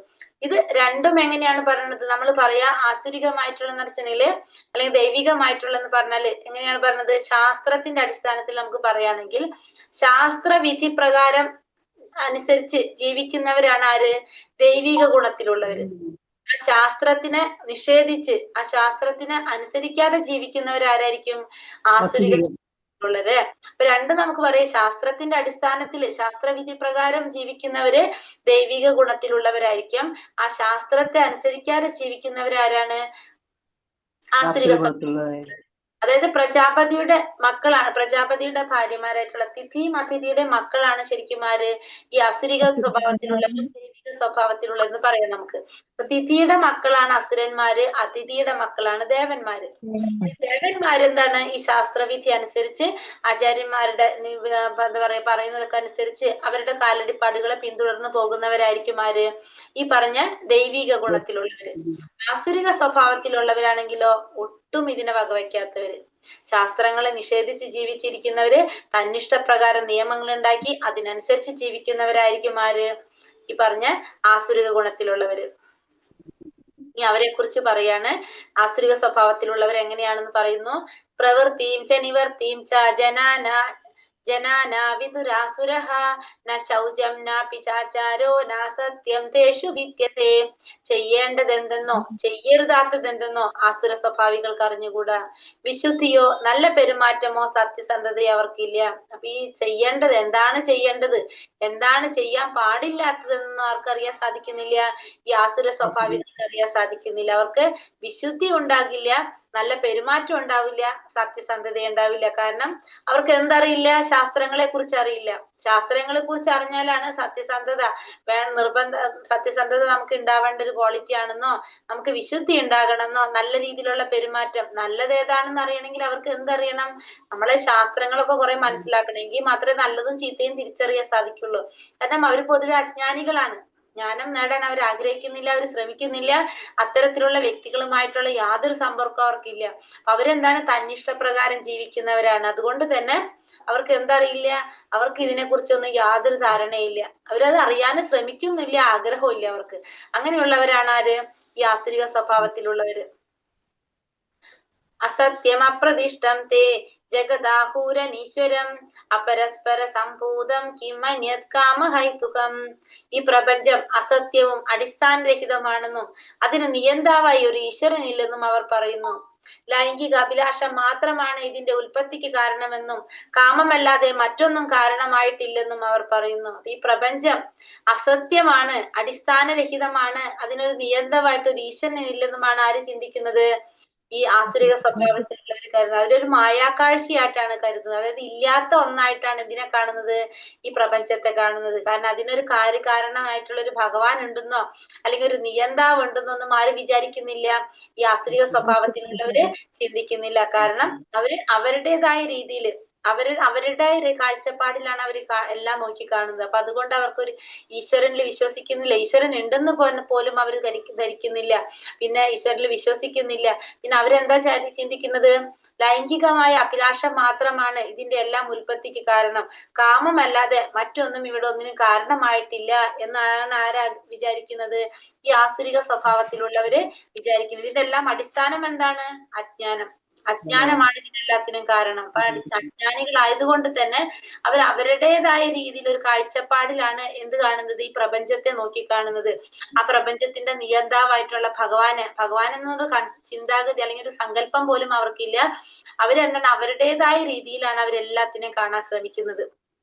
അത് കാരണം എന്താണ്? ഇതിനൊക്കെ അടിസ്ഥാനം അജ്ഞാനം കൊണ്ടാണ് അതൊക്കെ സംഭവിക്കുന്നത്. അപ്പൊ ലൈംഗികമായ അഭിലാഷം മാത്രമാണ് ഇതിന്റെ ഒക്കെ ഉൽപ്പത്തിക്ക് കാരണം, കാമമല്ലാതെ വേറൊന്നും ഇതിനൊന്നും കാരണമായിട്ടില്ല എന്ന് അവർ ചിന്തിക്കുന്നു. ഏതാം ദൃഷ്ടമവൈഷ്ടഭ്യ നഷ്ടാത്മനോൽപബുദ്ധയ പ്രഭവന്ത്യുഗ്ര കർമാണ ക്ഷയായ ജഗദോഹിതഃ. ഈ നിഗമനങ്ങളെ പിന്തുടർന്ന് സ്വയം നഷ്ടപ്പെട്ടവരും അസുരന്മാരുമായ ഈ അല്പബുദ്ധികൾ ലോകനാശകരങ്ങളായ കൊടും ക്രിയകളിലേക്ക് ഏർപ്പെടുന്നു. അപ്പൊ ഇത്തരത്തിലുള്ള നിഗമനങ്ങളിൽ ഉൾപ്പെട്ട് അല്ലെങ്കിൽ ചിന്തിച്ചുകൊണ്ട് ഇവരെന്താ ചെയ്യുന്നത്? ഈ അല്പബുദ്ധികളായിട്ടുള്ള അസുരന്മാര് ലോകനാശകരങ്ങളായിട്ടുള്ള കൊടും ക്രിയകളിലേക്ക് ഏർപ്പെടാണ് ചെയ്യുന്നത്. കാരണം ഇവര് ഇന്ദ്രിയ സുഖങ്ങൾക്ക് വേണ്ടിയിട്ട്, നമ്മൾ പറഞ്ഞില്ലേ, ഇന്ദ്രിയ സുഖ താല്പര്യങ്ങൾക്ക് വേണ്ടിയിട്ട് അവരുടെ രീതിയിൽ പല പല കാര്യങ്ങളും കണ്ടുപിടിച്ച് പ്രവർത്തിക്കുന്നവരാണ് ഇത്തരത്തിലുള്ളവർ. അതിന് വേണ്ടിയിട്ട് ഓരോ കാര്യങ്ങൾ കണ്ടുപിടിക്കും, അതിലേർപ്പെട്ടുകൊണ്ടിരിക്കും. അപ്പൊ അവരുടെ ധാരണ എന്താണ്? ഇതൊക്കെ നമ്മളെ മനുഷ്യ സമൂഹത്തെ മുന്നിലേക്ക് നയിക്കുന്നു എന്നാണ് ഇവർ കരുതുന്നത്. പക്ഷെ നമ്മളെ സത്യത്തിൽ എന്താ സംഭവിക്കുന്നത്? ഇതൊക്കെ നമ്മളെ അധപതനത്തിലേക്കാണ് കൊണ്ടുപോകുന്നത് മനസ്സിലാക്കാനായിട്ടുള്ള ആ വിവേക ബുദ്ധി ആർക്ക് വരുന്നില്ല? ഈ അല്പബുദ്ധികൾക്ക് വരുന്നില്ല, അവർക്കില്ല. അവരെന്താണ്? അവര് ഈ പറഞ്ഞ പോലെ തന്നെ നമ്മളെ സർവനാശകരമായിട്ടുള്ള നമ്മളെ ഈ എന്താ പറയാ ഭൂലോകത്തെ പോലും നശിപ്പിക്കുന്ന രീതിയിലുള്ള നാശകരമായിട്ടുള്ള കൊടും ക്രിയകളിലേക്കൊക്കെ ഏർപ്പെടാൻ, അണ്വായുധങ്ങള്, പിന്നെ അതേപോലെ തന്നെ അങ്ങനെ നമ്മളെ സമൂഹത്തെ നശിപ്പിക്കാനായിട്ട് അല്ലെങ്കിൽ സംസ്കാരത്തെ നശിപ്പിക്കുന്നതിനായിട്ടുള്ള പല രീതിയിലുള്ള പ്രവർത്തികളിലേക്ക് ആര് ഏർപ്പെട്ടു പോകാണ്? ഇത്തരത്തിലുള്ള വ്യക്തികൾ ഏർപ്പെട്ടു പോകണം. ഈ ആസുരിക സ്വഭാവത്തിലുള്ളവരായിട്ടുള്ളവര് ഏർപ്പെട്ടു പോകാണ്. കാരണം അവര് ബുദ്ധിഹീനന്മാരാണ്, ബോധശൂന്യന്മാരാണ്. അവർക്ക് എന്തില്ല? അവരെ ബുദ്ധി അവർ ഉപയോഗിക്കുന്നത് വേറൊരു രീതിയിലാണ്. പിന്നെ ബോധഹീനന്മാര് ബുദ്ധിശൂന്യന്മാരാണെന്ന് പറയാം. ഈശ്വരൻ എന്താണെന്ന് അറിയാത്ത അത്തരത്തിലുള്ള വ്യക്തികളാണ് ഇവര്. അവര് ഒരു നാശകരമായിട്ടുള്ള നമ്മുടെ ലോകനാശത്തിന് കാരണമായിട്ടുള്ള പല ക്രിയകളിലും ഏർപ്പെട്ടു പോകാണ് ഇവര്. പലതരത്തിലുള്ള ആയുധങ്ങൾ കണ്ടുപിടിക്കുക, അതൊക്കെ ലോകക്ഷേമത്തിന് വേണ്ടിയിട്ടോ ഒന്നുമല്ല അവർ ചെയ്യുന്നത്, സമാധാനത്തിന് വേണ്ടിയിട്ടല്ല, ഇത് നശിപ്പിക്കുന്നതിന് വേണ്ടിയിട്ടുള്ള ക്രിയകളിലാണ് ഇവരെല്ലാം ഏർപ്പെട്ടു പോകുന്നത്. ഇത്തരത്തിലുള്ളതാണ് ഇവരുടെ സ്വഭാവം. കാമമാശ്രിത്യ ദുഷ്പൂരം ദംഭമാനാമതാന്വിതഃ മോഹാത് ഗൃഹീത്വ സത്ഗ്രാഹാൻ പ്രവർത്തന്തേഷു ജീവൃതഃ. അടക്കാനാവാത്ത കാമം പൂണ്ടും ദമ്പം, ദുരഭിമാനം എന്നിവയിൽ മുഴുകി വ്യാമോഹിതരുമായ അസുര സ്വഭാവികൾ ക്ഷണികമായതിൽ ആകൃഷ്ടരായി എന്നും വൃത്തിഹീനമായ കർമ്മങ്ങൾ ചെയ്തു വരുന്നു. അപ്പൊ ആസുരിക സ്വഭാവത്തെ എന്താ പറയുന്നത് ഇവിടെ? കാമം, അടക്കാനാവാത്ത കാമം പൂണ്ടും ദമ്പം, ദുരഭിമാനം എന്നിവയിൽ മുഴുകി വ്യാമോഹിതരായ അസുര സ്വഭാവികൾ ക്ഷണികമായതിൽ ആകൃഷ്ടരായിട്ട് വൃത്തിഹീനമായ പ്രവർത്തികൾ ചെയ്തു പോകുന്നു. അപ്പൊ ഇവരെന്താ ചെയ്തിരിക്കുന്നത്? അസംതൃപ്തമാണ് അവരുടെ എന്താ പറയുക കാമം എന്ന് പറയുന്നത്. അവര് ഒരിക്കലും തൃപ്തി വരാത്ത അതിനു വേണ്ടിയിട്ട് സുഖങ്ങൾക്ക് വേണ്ടിയിട്ട് അവർ ശ്രമിച്ചുകൊണ്ടേയിരിക്കും. അതിനു വേണ്ടിയിട്ട് അവര് പ്രവർത്തിച്ചു കൊണ്ടേയിരിക്കുകയാണ് ചെയ്യുന്നത്. കാരണം അവർ തെറ്റായ വഴിക്കാണ് പോകുന്നതെന്നുള്ളത് ആർക്കറിയാൻ സാധിക്കുന്നില്ല? ഇത്തരത്തിലുള്ള അല്പബുദ്ധികൾക്ക്, ഈ അസുര സ്വഭാവികൾക്ക് അവർക്ക് മനസ്സിലാക്കാൻ സാധിക്കുന്നില്ല. കാരണം അവര് സ്വയം എന്താ വിചാരിച്ചിരിക്കുന്നത്? ഞാനാണ് ബെസ്റ്റ്, എനിക്കാണ് എല്ലാം അറിയുന്നത് എന്ന് ചിന്തിക്കുന്നവരാണ്. അവരെ തന്നെ പുകഴ്ത്തിക്കൊണ്ടിരിക്കുക, അല്ലെങ്കിൽ അവരെ തന്നെ കീർത്തിച്ചു കൊണ്ടിരിക്കുന്നവരാണ് അവര് ഏറ്റവും കൂടുതൽ അവരെന്തിലേക്കാണ് ആകർഷകമാകുന്നത്? കുറെ ധനം സമ്പാദിക്കാനായിട്ട്. അവരുടേതായ രീതിയിലുള്ള പ്രവർത്തികളില്. കാരണം മറ്റുള്ള നല്ല എന്താ പറയാ സാത്വികമായിട്ടുള്ളവരായിട്ടൊന്നും യാതൊരു വിധത്തിലുള്ള ബന്ധവും ഇവർക്കില്ല. ഇവരെപ്പോഴും എന്താ ചിന്തിച്ചുകൊണ്ടിരിക്കുന്നത്? ഞാൻ ചെയ്യുന്നതാണ് ഏറ്റവും നല്ലത്, എനിക്കെല്ലാം അറിയാം അല്ലെ? അങ്ങനെ അവരുടേതായ രീതിയിൽ കുറെ നിയമങ്ങളും ഇതൊക്കെ ഉണ്ടാക്കിയിട്ട് അതിനനുസരിച്ച് പ്രവർത്തിക്കുന്നവരാണ്. പക്ഷെ ഇവര് ചെയ്യുന്നത് സത്യത്തിൽ എന്താണ്? ഇവർക്കും ഗുണം ഉണ്ടാവില്ല, മറ്റുള്ളവർക്കും ഗുണം ഉണ്ടാവില്ല, എല്ലാവരെയും ഉപദ്രവിക്കുന്നില്ല. ഇപ്പൊ ഇവര് ചെയ്യുന്ന പ്രവൃത്തി കൊണ്ട് ഇവർക്ക് മാത്രല്ല മറ്റുള്ളവർക്കും കൂടിയിട്ട് പ്രശ്നങ്ങൾ ഉണ്ടാവും. ഒരാൾക്കും എന്തുണ്ടാവില്ല? അതുകൊണ്ട് ഒരു ഗുണം ഉണ്ടാവില്ല. നമ്മള് ഒന്നാമത്തെ ലെവലില് നമ്മള് എന്താണ് ഒരു കഥ പറയുന്നുണ്ടായിരുന്നു. ആരെയാണ്? ദക്ഷ പ്രജാപതിയുടെ ഒരു കഥ പഠിച്ചിട്ടുണ്ടായിരുന്നു. ഒന്നാമത്തെ ലെവലിൽ പറഞ്ഞിട്ടുണ്ടാവും ആ കഥ. അതിൽ നമ്മൾ പറയുന്നുണ്ട് ദക്ഷ പ്രജാപതിയുടെ ഒരു എന്താ പറയാ ദേഷ്യം കൊണ്ട് അല്ലെ, ആ സ്വഭാവത്തിൽ, ആസുരിക സ്വഭാവം കൊണ്ട് എന്താ സംഭവിച്ചത്? നഷ്ടം. പ്രജാപതിയുടെ യജ്ഞം ചെയ്ത സമയത്തായിരുന്നില്ല, അതും നാഗനാശമായി. സ്വന്തം മകള് നഷ്ടപ്പെട്ടു. സതി ആത്മാഹുതി ചെയ്യാണ് അല്ലെ യാഗത്തില്. ആ സതീദേവി മകള് നഷ്ടപ്പെട്ടു. അങ്ങനെ മൊത്തത്തിൽ എന്താ സംഭവിക്കുന്നത്? ആകപ്പാടെ എല്ലാവർക്കും പ്രശ്നങ്ങൾ ഉണ്ടാവുകയാണ്. അപ്പൊ ഈ ആസ്തിക സ്വഭാവത്തിലുള്ളവരുടെ പ്രവർത്തികൾ കൊണ്ടെന്താണ് അവർക്ക് മാത്രമല്ല, അവർക്കും അവരുടെ ചുറ്റുമുള്ള എല്ലാവർക്കും അതിന്റെ ബുദ്ധിമുട്ടുകൾ ഉണ്ടാകുകയാണ് ചെയ്യുന്നത്. എന്നാലും പക്ഷെ അത് ആർക്കും മനസ്സിലാകുന്നില്ല, അവർക്ക് മനസ്സിലാകുന്നില്ല. അങ്ങനെ ആ അസുര സ്വഭാവികൾ ഇങ്ങനെ വൃത്തിഹീനമായിട്ടുള്ള പ്രവൃത്തികളില് ഏർപ്പെട്ടുകൊണ്ടേയിരിക്കും. ചിന്താമാ പരിമേയം ച പ്രളയാന്താമുപാശ്രിതഃ കാമാപഭോഗ പരമാ ഏതാവാദിതി നിശ്ചിതഃ ആശാപാശശതൈർബദ്ധ കാമക്രോധപരായണഃ ഈഹന്തേ കാമഭോഗാർത്ഥം അന്യയനാർത്ഥഭഞ്ജയാൻ. ഇന്ദ്രിയ സന്ദർപ്പണമാണ് മാനുഷിക സംസ്കാരത്തിന്റെ പ്രധാന ആവശ്യമെന്നവർ കരുതുന്നു. അക്കാരണത്താൽ ജീവിത അവസാനം വരെയും അളവറ്റ വ്യാകുലതയോടെ കഴിഞ്ഞു കൂടേണ്ടതായിട്ടും വരുന്നു. അനേകായിരം ആഗ്രഹങ്ങളുടെ വലക്കെട്ടിലകപ്പെട്ട കാമക്രോധങ്ങൾക്ക് അധീനരായി സുഖഭോഗങ്ങൾക്കായി അന്യമായിട്ടെങ്കിലും അവർ ധനം സമ്പാദിക്കുന്നു. ഇപ്പൊ ഇന്ദ്രിയ സന്ദർപ്പണമാണ് മാനുഷിക സംസ്കാരത്തിന്റെ പ്രധാന ആവശ്യം എന്ന് അവർ കരുതും. അവര് ചിന്തിക്കുന്നത് എന്താണ്? മനുഷ്യന്റെ പ്രധാന ആവശ്യം എന്ന് പറയുന്നത് ഇന്ദ്രിയ സംതൃപ്തിയാണ്. ഇന്ദ്രിയങ്ങളെ സന്തോഷിപ്പിക്കാൻ, നമ്മുടെ ഇന്ദ്രിയങ്ങളെ സന്തോഷിപ്പിക്കാൻ വേണ്ടിയിട്ടാണ് നമ്മൾ ജീവിക്കുന്നത്. നമ്മൾ പറയില്ല നമുക്ക് സുഖമായിട്ട് ജീവിക്കാൻ വേണ്ടിയിട്ടാണ്. നമ്മൾ എന്തിനാ വെറുതെ ഇങ്ങനെയൊക്കെ ജീവിക്കുന്നത്? നമ്മൾ എന്തിനാണ് ഭഗവാൻ വിട്ടിരിക്കുന്നത്? നമ്മളെ ഇഷ്ടത്തിന് സുഖമായിട്ട് ജീവിക്കാനാണ്. നമ്മൾ എപ്പോഴും പറയുന്ന ഒരു കാര്യം അല്ലെ. അപ്പൊ ആ ഇന്ദ്രിയ സന്ദർപ്പണമാണ് മനുഷ്യ സംസ്കാരത്തിന്റെ പ്രധാന ആവശ്യം എന്ന് അവർ കരുതും. അക്കാരണത്താൽ അവരെന്ത് ചെയ്യും? ജീവിത അവസാനം വരെ വളരെ അളവറ്റ വ്യാകുലതയോടെ കഴിഞ്ഞുകൂടേണ്ടതായിട്ടും വരും. കാരണം ഇന്ദ്രിയ സന്ദർപ്പണമാകുമ്പോൾ നമ്മൾ എന്താണ്, നമ്മൾ ആഗ്രഹിക്കുന്ന രീതിയിൽ നമുക്ക് നടക്കുന്നുണ്ടോ എന്നുള്ള ചിന്ത, വ്യാകുലത നമ്മളിൽ ഉണ്ടായിക്കൊണ്ടേയിരിക്കും. അനേകായിരം ആഗ്രഹങ്ങളുടെ വലക്കെട്ടിൽ അകപ്പെട്ട കാമക്രോധങ്ങൾക്ക് അധീനരായിട്ട് സുഖഭോഗങ്ങൾക്കായി അന്യായമായിട്ടെങ്കിലും അവർ ധനം സമ്പാദിക്കുന്നു. അപ്പൊ ഇവരെന്താണ് ചെയ്യുന്നത്? അവരെ ആസുരിക സ്വഭാവികൾ വിചാരിക്കുന്നത് ഇന്ദ്രിയാസ്വാദനം, ഇന്ദ്രിയ സന്ദർപ്പണമാണ് ഏറ്റവും ജീവിതത്തിന്റെ ആവശ്യം എന്നാണ് അവർ കരുതുന്നത്. അതിനു വേണ്ടിയിട്ട് അവരെന്ത് ചെയ്യും? മരണം വരെ അല്ലെങ്കിൽ ജീവിതത്തിന്റെ അവസാനം വരെ അതിനു വേണ്ടിയിട്ട് അവർ പ്രവർത്തിച്ചു കൊണ്ടേയിരിക്കും. അവർ അതിനു വേണ്ടിയിട്ട് പല പല പദ്ധതികൾ ആസൂത്രണം ചെയ്തുകൊണ്ടിരിക്കും, അത് നടപ്പാക്കാൻ ശ്രമിച്ചുകൊണ്ടിരിക്കും. അങ്ങനെ പല രീതിയിലും അവർ ഇതിനൊക്കെ വേണ്ടിയിട്ട് ശ്രമിച്ചുകൊണ്ടേയിരിക്കും.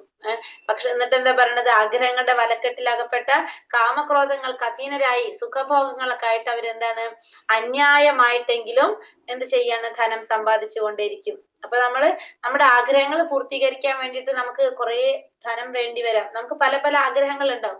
അത് നടത്താൻ വേണ്ടിയിട്ട് നമുക്ക് എന്ത് വേണ്ടി വരാം? പല രീതിയിൽ ധനം സമ്പാദിക്കേണ്ടതായിട്ട്. അപ്പൊ അന്യായമായിട്ടായാലും ഇപ്പൊ ചെയ്യുന്ന പ്രവർത്തികൾ ന്യായമായി കൊള്ളണമെന്നില്ല. നമ്മളെ മുന്നിൽ വരുന്ന ലക്ഷ്യം മാത്രമാണ് അത് കാണുന്നത്. അപ്പൊ ആ ഇന്ദ്രിയങ്ങളെ സന്തോഷിപ്പിക്കാൻ വേണ്ടി ഇന്ദ്രിയങ്ങളുടെ സുഖത്തിന് വേണ്ടിയിട്ട് അവരെന്ത് ചെയ്തുകൊണ്ടിരിക്കുകയാണ്? അതിനു വേണ്ടിയിട്ട് അന്യായമായിട്ടായാലും ധനം സമ്പാദിച്ചു കൊണ്ടിരിക്കും. അപ്പൊ ഇന്ദ്രിയ സന്ദർപ്പണത്തിനാണ് ആര് പ്രാധാന്യം കൊടുക്കുന്നത്? ഈ ആസുരിക സ്വഭാവത്തിലുള്ളവർ പ്രാധാന്യം കൊടുക്കുന്നത്. അതിന് ഏത് വിധത്തിലായാലും അവരെന്താണ്, ആഗ്രഹങ്ങൾ നടത്താനായിട്ട് അവർ ശ്രമിച്ചുകൊണ്ടേയിരിക്കുന്നവരാണ്. ഒരു ബുദ്ധിഹീനന്മാരാണ്. അവരപ്പം എങ്ങനെയും പ്രവർത്തിച്ച് അവരെ ആഗ്രഹങ്ങൾ നടക്കുക, അവരെ സുഖങ്ങൾക്ക് മുൻതൂക്കം നടത്തു പോകുന്നവരാണ് ഇത്തരത്തിലുള്ള ഈ ആസുരിക സ്വഭാവികള്. ഭഗവാനിൽ വിശ്വസിക്കുന്നില്ല, ഒന്നിലും വിശ്വസിക്കുന്നില്ല അത്തരത്തിലുള്ളവര്. ഇന്ദ്രിയ സുഖങ്ങൾക്ക് മാത്രം മുൻതൂക്കം കൊടുക്കുന്നവരാണ് അവര്. ഇതമദ്യമയാ ലബ്ധം ഇമം പ്രാപ്സ്യേ മനോരഥം ഇതമസ്തീതമപി മേ ഭവിഷ്യതി പുനർധനം അസൗ മയാ ഹതാ ശത്രുർ ഹനിഷേ ചാപരാനപി ഈശ്വരോഹമഹം ഭോഗി സിദ്ധോഹം ബലവാൻ സുഖി ആഢോപി ജനവാനസ്മി കോന്യോസ്തി സദൃശ്യോ മയാ യക്ഷേ ദാസ്യാമി മോദിഷ്യ ഇത്യജ്ഞാന വിമോഹിതാഃ.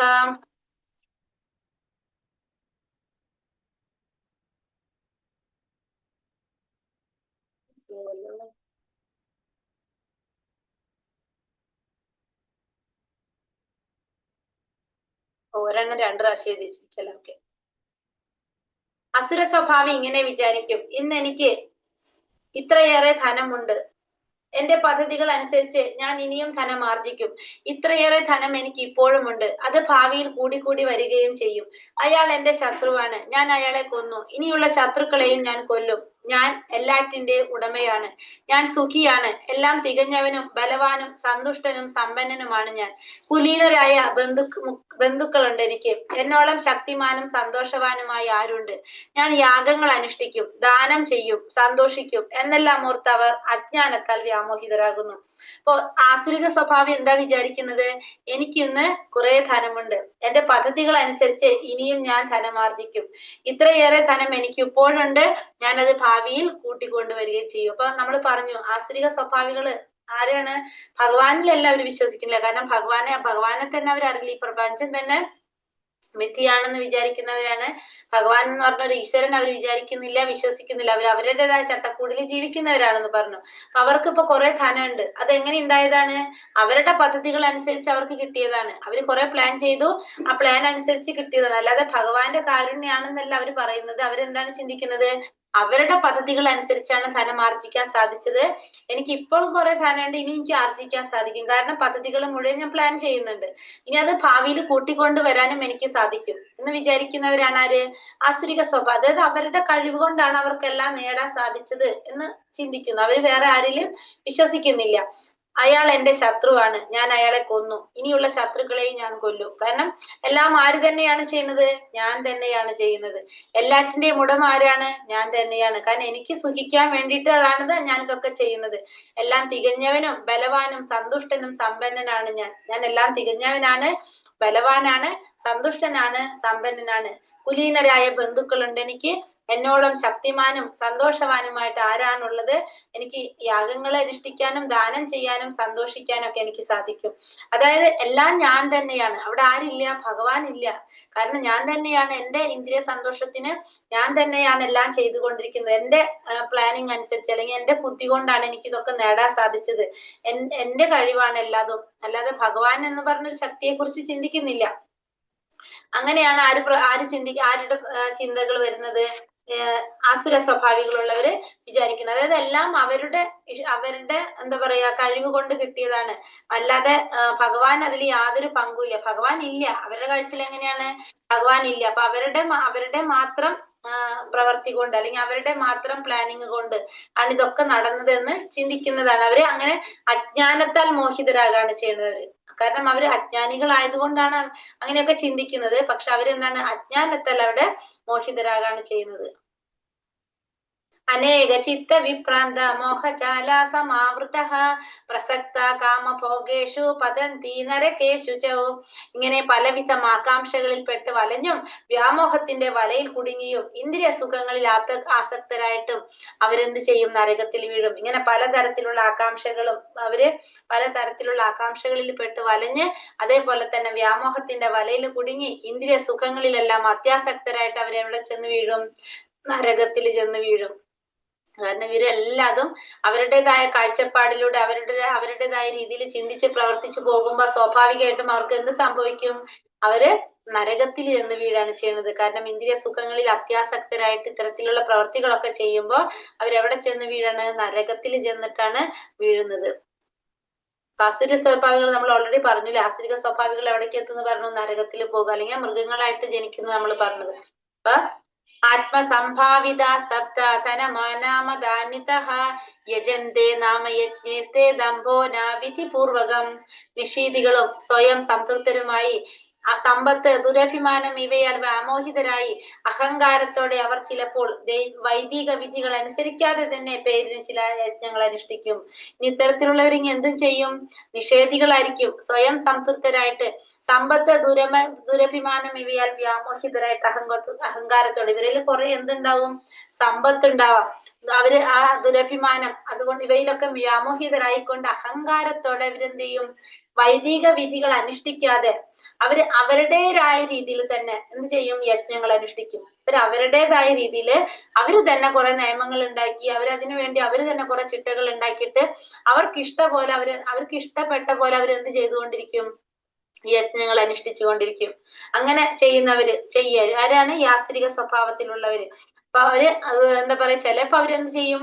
ഒരു ആചാര്യനായിട്ട് മാറും. ആചാര്യനായിട്ട് മാറിയിട്ട് മറ്റുള്ളവർക്ക് വേണ്ട ഉപദേശങ്ങൾ കൊടുക്കും. അപ്പൊ ആ ഉപദേശങ്ങൾ എങ്ങനെയായിരിക്കും? തെറ്റായ ഉപദേശങ്ങളായിരിക്കും, ആളുകളെ വഴിതെറ്റിക്കുന്നതായിരിക്കും. പക്ഷെ എന്നാലും അതിന് തുനിയാനും അവർക്ക് പ്രോബ്ലം ഉണ്ടാവില്ല. അവര് തന്നെ ഒരു ഈശ്വരനെ സൃഷ്ടിച്ച ആ ഈശ്വരനെ പൂജ നടത്തും അവര്. അങ്ങനെ സാധാരണ ജനങ്ങള് തെറ്റിദ്ധരിക്കും, ഇതൊരു ഈശ്വരനാണെന്ന് വിചാരിച്ച് അങ്ങനെ ആരാധിക്കാനായിട്ട് അവരും വഴിതെറ്റിക്കപ്പെടും ഇങ്ങനെ ആളുകളൊക്കെ. അപ്പൊ ഇത്തരത്തിലുള്ള പ്രവർത്തികളൊക്കെ ആരിൽ ഉണ്ടാവും?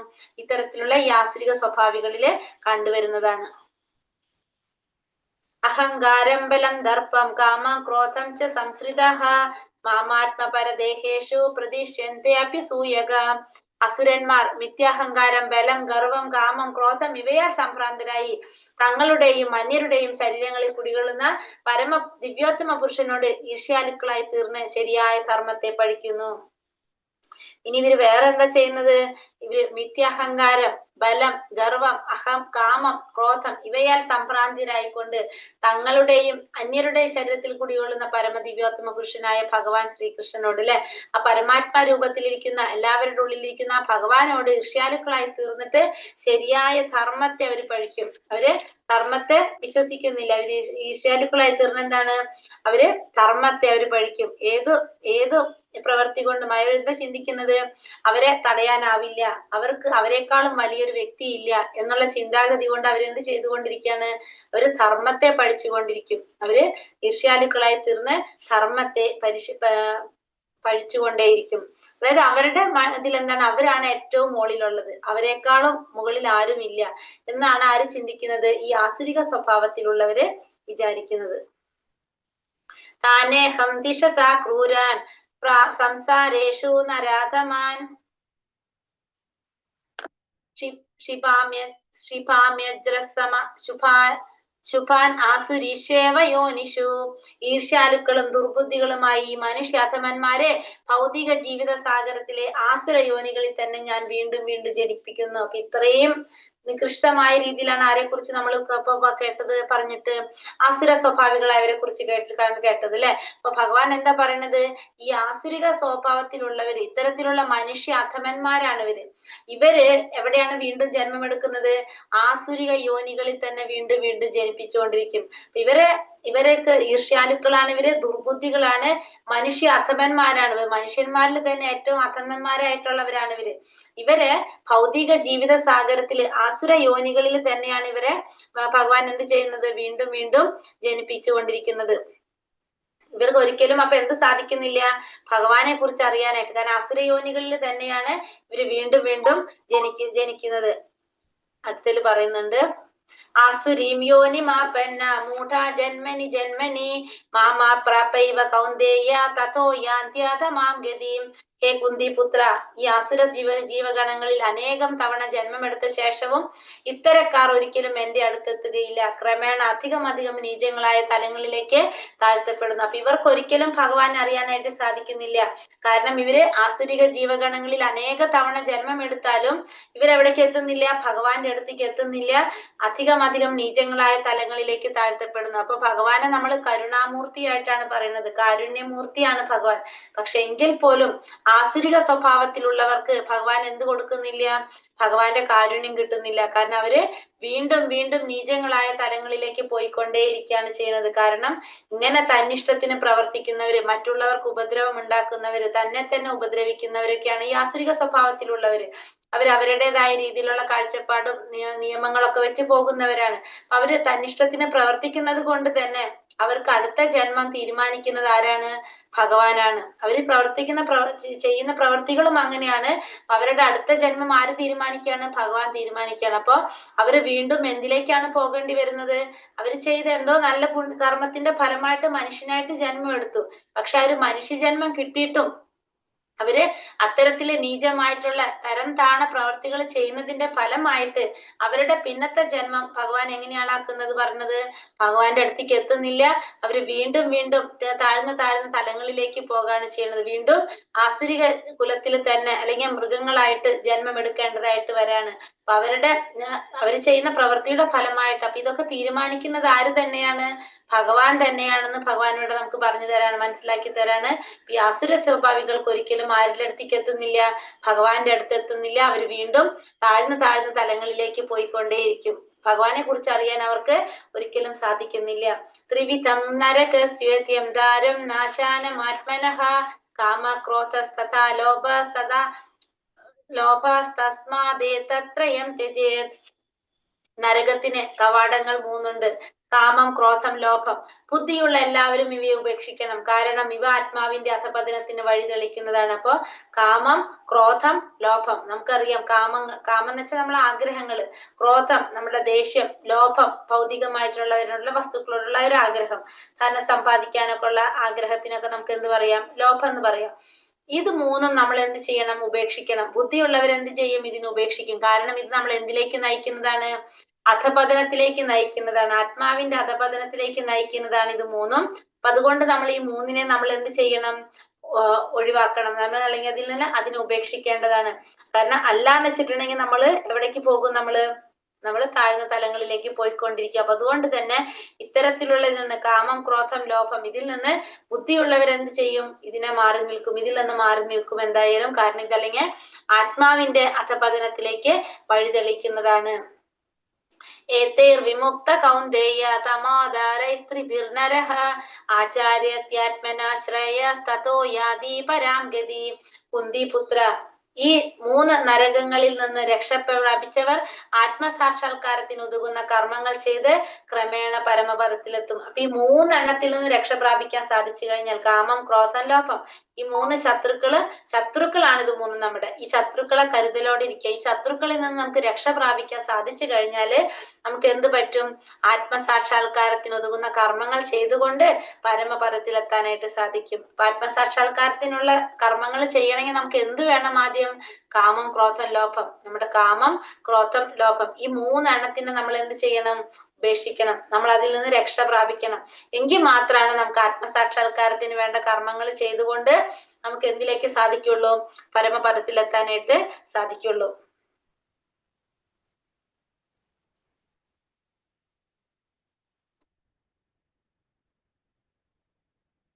യശാസ്ത്രാവിധിമുത്സിജ്യ വർത്തതേ കാമകാരതഃ ന സാ സിദ്ധിമവാപ്നോതി ന സുഖം ന പരാം ഗതി. ശാസ്ത്രവിഹിതങ്ങളായ വചനങ്ങളെ കണക്കിലെടുക്കാതെ തന്നിഷ്ടം പോലെ പ്രവർത്തിക്കുന്നവർക്ക് പരിപൂർണതയോ പരമലക്ഷ്യപ്രാപ്തിയോ സുഖം പോലുമോ നേടാനാവില്ല. അപ്പൊ ഈ ശാസ്ത്രവിധികൾ അനുസരിക്കാതെ അതിനെ കണക്കിലെടുക്കാത്ത തന്നിഷ്ടം പോലെ പ്രവർത്തിക്കുന്നവർക്കാണെങ്കിലോ പരിപൂർണത നേടാനോ പരമലക്ഷ്യപ്രാപ്തി നേടാനോ സുഖം പോലും നേടാനായിട്ട് അവർക്ക് സാധിക്കില്ല. അപ്പൊ എല്ലാവർക്കും നമുക്ക് എന്ത് വേണം? ലക്ഷ്യപ്രാപ്തി നേടണം, സുഖം കിട്ടണമെങ്കിൽ നമ്മൾ എന്ത് ചെയ്യണം? ശാസ്ത്രവിഹിതങ്ങളായിട്ടുള്ള വചനങ്ങളെ കണക്കിലെടുക്കണം. എല്ലാ ശാസ്ത്രങ്ങളിൽ പറയുന്നത് നമ്മൾ കണക്കിലെടുത്താൽ മാത്രമേ നമുക്ക് എന്ത് സാധിക്കുള്ളൂ? പരിപൂർണത നേടാനായിട്ട് ആ ലക്ഷ്യപ്രാപ്തിയിലേക്ക് എത്താനായിട്ട് സാധിക്കുള്ളൂ. ശാസ്ത്രങ്ങളിലും ഇതിലൊക്കെ പറയുന്നത് എന്താണ്? നമ്മൾ സാക്ഷാത്കാരത്തെ കുറിച്ച് തന്നെയാണ് പറയുന്നത് അല്ലെ. അല്ല, അതിനെ കണക്കിലെടുക്കാതെ നമ്മൾ തന്നിഷ്ടം പോലെ പ്രവർത്തിച്ചു കഴിഞ്ഞാൽ നമുക്ക് ഒരിക്കലും എന്ത് നേടാൻ സാധിക്കില്ല? പരിപൂർണത നേടാനായിട്ട് നമുക്ക് ഒട്ടും സാധിക്കില്ല. നമുക്ക് അപ്പൊ അവിടെ നമുക്ക് എന്ത് മനസ്സിലാക്കണം? നമുക്ക് ശാസ്ത്രങ്ങൾ അനുസരിച്ച് വേണം നമ്മൾ പ്രവർത്തിക്കാനായിട്ട്. ശാസ്ത്രങ്ങൾ അനുസരിച്ച് വേണം നമ്മൾ പ്രവർത്തിക്കാനായിട്ട്. അല്ലാതെ നമ്മളെ ഇഷ്ടത്തിന് നമ്മൾ പ്രവർത്തിക്കുകയാണെങ്കിൽ നമുക്ക് ഒരിക്കലും പരിപൂർണതയിലേക്ക് എത്താനോ ലക്ഷ്യപ്രാപ്തിയോ സുഖം പോലും നേടാനായിട്ട് നമുക്ക് സാധിക്കില്ല. അപ്പൊ നമ്മുടെ ജീവിതത്തിന്റെ ലക്ഷ്യം എന്തായിരിക്കണം? എപ്പോഴും പരിപൂർണത നേടാന്നുള്ളതാണ്. ആ പരിപൂർണത നേടാനായിട്ട് എങ്ങനെയാണ് നമുക്ക് സാധിക്കുന്നത്? ശാസ്ത്രവിധി പ്രകാരം, ശാസ്ത്രങ്ങളിൽ പറഞ്ഞിരിക്കുന്ന പ്രകാരം നമ്മൾ ജീവിക്കുക. എങ്കിൽ മാത്രമേ നമുക്ക് സാധിക്കുള്ളൂ. അല്ലെങ്കിൽ നമുക്ക് ഈ സുഖം അനുഭവിക്കാനോ ലക്ഷ്യപ്രാപ്തിയിലേക്ക് എത്താനോ ഒന്നും നമ്മളെ കൊണ്ട് സാധിക്കില്ല. അതുകൊണ്ട് തസ്മാത് ശാസ്ത്രം പ്രമാണം തേ കാര്യകാര്യാവ്യവസ്ഥിതോ ജ്ഞാത്വോ ശാസ്ത്രവിധോനോക്തം കർമ്മ കർത്തൂമിഹർഹസി. അതുകൊണ്ട് എന്ത് ചെയ്യണം? തസ്മാത് എന്ത് ചെയ്യണം എന്നാ പറഞ്ഞതുകൊണ്ട്, അതുകൊണ്ട് എന്ത് ചെയ്യണം, എന്ത് ചെയ്യാൻ പാടില്ല എന്ന് ധർമ്മശാസ്ത്രങ്ങളുടെ അടിസ്ഥാനത്തിൽ ഒരാൾ മനസ്സിലാക്കണം. ഈ നിയമങ്ങൾ, നിബന്ധനകൾ പഠിച്ചറിഞ്ഞ ശേഷം മാത്രം പ്രവർത്തിക്കുക.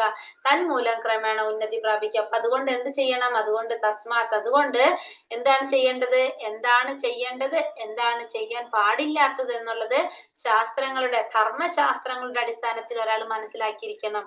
ഈ നിയമനിബന്ധനകളെല്ലാം പഠിച്ചറിഞ്ഞ ശേഷം പ്രവർത്തിച്ചു കഴിഞ്ഞാൽ നമുക്ക് എന്ത് സാധിക്കും? ഉന്നതി പ്രാപിക്കാനായിട്ട് സാധിക്കും. അപ്പൊ നമ്മൾ എന്ത് ചെയ്യണം, എന്തൊക്കെ ചെയ്യാൻ പാടില്ല എന്നുള്ളത് ശാസ്ത്രങ്ങളുടെ അടിസ്ഥാനത്തിൽ നമ്മൾ മനസ്സിലാക്കുക. ഈ നിയമനിബന്ധനകൾ പഠിച്ചറിഞ്ഞ ശേഷം പ്രവർത്തിച്ചാല് നമുക്ക് ഉന്നതി പ്രാപിക്കാനായിട്ട് സാധിക്കും. അപ്പൊ എന്താണ് ചെയ്യേണ്ടത്, എന്താണ് ചെയ്യാൻ പാടില്ലാത്തുള്ളത് നമുക്ക് എങ്ങനെയാണ് മനസ്സിലാക്കാൻ സാധിക്കുന്നത്? എന്താണ് ചെയ്യണം, എന്താണ് ചെയ്യാൻ പാടില്ലാത്തുള്ളത് ശാസ്ത്രങ്ങളുടെ അടിസ്ഥാനത്തിൽ നമുക്ക് മനസ്സിലാക്കാനായിട്ട് സാധിക്കും. അത് അനുസരിച്ച് പ്രവർത്തിച്ചു കഴിഞ്ഞാൽ നമുക്ക് ഉന്നതി പ്രാപിക്കാനായിട്ട് സാധിക്കും. ഇപ്പൊ ഇവിടെ ഇതിൽ പറയുന്നത്, നമ്മളെ ഭാവാർത്ഥത്തിൽ പറയുന്നുണ്ട്, ചൈതന്യ മഹാപ്രഭു നമുക്ക് അതിന് ഏറ്റവും എളുപ്പത്തിൽ പറഞ്ഞിരിക്കുന്ന കാര്യം എന്താണ്? ഒന്ന് ഭഗവാന്റെ നാമം ജപിക്കുക. നമ്മൾ നിയമനിബന്ധനകളൊക്കെ പഠിച്ചറിഞ്ഞ് പ്രവർത്തിക്കണം എന്ന് പറയുമ്പോൾ നമ്മൾക്ക് എന്ത് ചെയ്യാം? ഒന്ന് ഭഗവാന്റെ നാമം ജപിക്കുക, ഭഗവാന്റെ പ്രസാദം ഭക്ഷിക്കുക, പിന്നെ ഭഗവാന്റെ നാമം ജപിക്കുക, ഭഗവാന്റെ സേവനത്തിൽ ഏർപ്പെടുക, പ്രസാദം ഭക്ഷിക്കുക. ഇങ്ങനെ നമുക്ക് എന്ത് ചെയ്യാൻ സാധിക്കുന്ന പറഞ്ഞത്? നമ്മളെ ലക്ഷ്യത്തിലേക്ക് എത്താനായിട്ട് നമുക്ക് സാധിക്കും. ഇപ്പൊ നമ്മൾ ഈ പറയുന്നത് ഉന്നതി പ്രാപിക്കാനായിട്ട് എന്ത് ചെയ്യണം, ചെയ്യാൻ പാടില്ല എന്നുള്ളത് ശാസ്ത്രങ്ങളുടെ അടിസ്ഥാനത്തിൽ മനസ്സിലാക്കി കഴിഞ്ഞാൽ, ഈ നിയമനിബന്ധനകൾ പഠിച്ചറിഞ്ഞ ശേഷം പ്രവർത്തിച്ചു കഴിഞ്ഞാൽ നമുക്ക് ഉന്നതി പ്രാപിക്കാനായിട്ട് സാധിക്കും. ഇപ്പൊ നമുക്ക് എന്തുകൊണ്ടാണ് ഇതിനൊക്കെ ഇത്രയും പ്രശ്നങ്ങൾ വരുന്നത്? നമുക്ക് ഈ ശാസ്ത്രങ്ങളൊന്നും അറിയാത്തതാണ് നമ്മുടെ പ്രോബ്ലം അല്ലെ. അതിനെ കുറിച്ച് മനസ്സിലാക്കി കഴിഞ്ഞാലാണ് നമുക്ക് ഇതിലേക്ക് അറിയാനായിട്ട് സാധിക്കുന്നതും ഉന്നതി പ്രാപിക്കാനായിട്ട് പറ്റുന്നതും. ഹരേ കൃഷ്ണ കൃഷ്ണ കൃഷ്ണ ഹരേ ഹരേ, ഹരേ രാമ രാമ രാമ ഹരേ ഹരേ, ഹരേ കൃഷ്ണ. പഞ്ചകൽപതരുഭ്യശ്ച കൃപാ സിന്ധുഭ്യോ വച പതിതാനാം പാവനേഭ്യോ വൈഷ്ണവേഭ്യോ നമോ നമഃ. അനന്ത കോടി വൈഷ്ണവവൃന്ദ की जय, श्रील प्रभुपाद की जय, गुरुदेव की जय, निताय गौर ब्रह्मानंदे, हरि हरि बोल. हरे कृष्णा.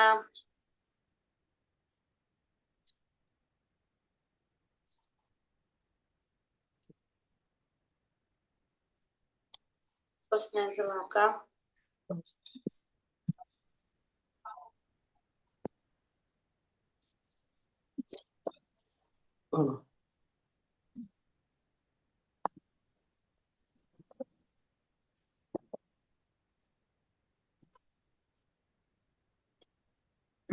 ക്വസ്റ്റ്യൻസ് ഏതാണ്? ക്വസ്റ്റ്യൻസ് നമ്മൾ ഓൾറെഡി ചെയ്തിട്ടുള്ളതായിരിക്കും. L1-ത്തെ ക്വസ്റ്റ്യൻസ് അതിൽ വന്നിട്ടുള്ളത് അല്ലെ.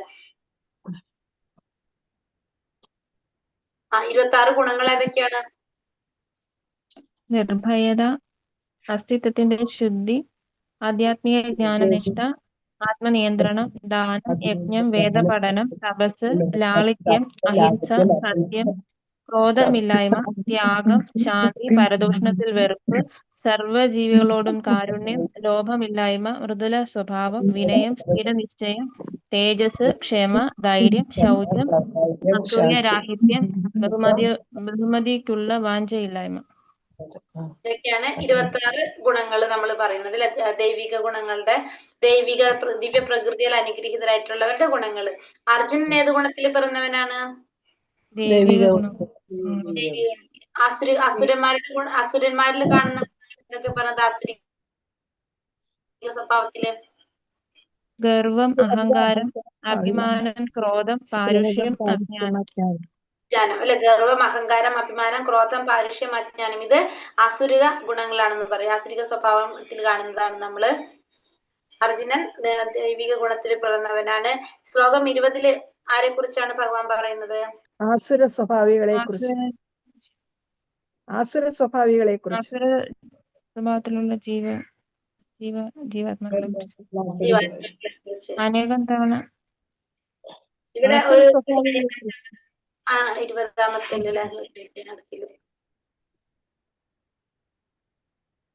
20-ാമത്തിൽ എന്താ പറഞ്ഞത്? ആസുരിക സ്വഭാവത്തിലുള്ളവർക്ക് ഒരിക്കലും ഭഗവാനെ അറിയാനായിട്ടുള്ള അവസരം കിട്ടുന്നില്ല അല്ലെ.